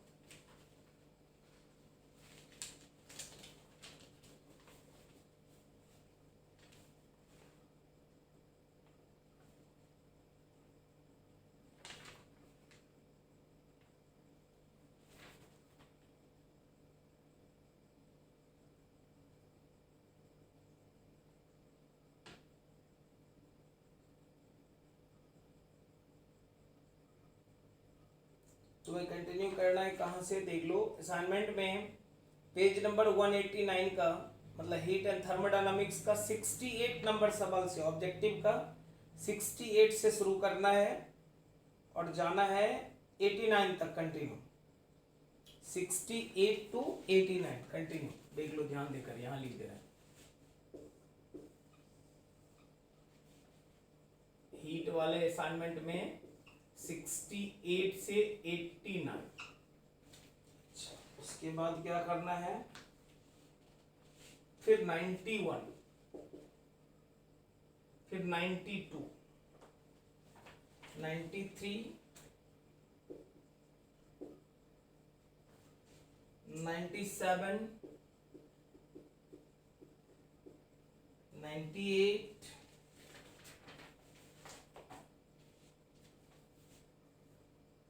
102,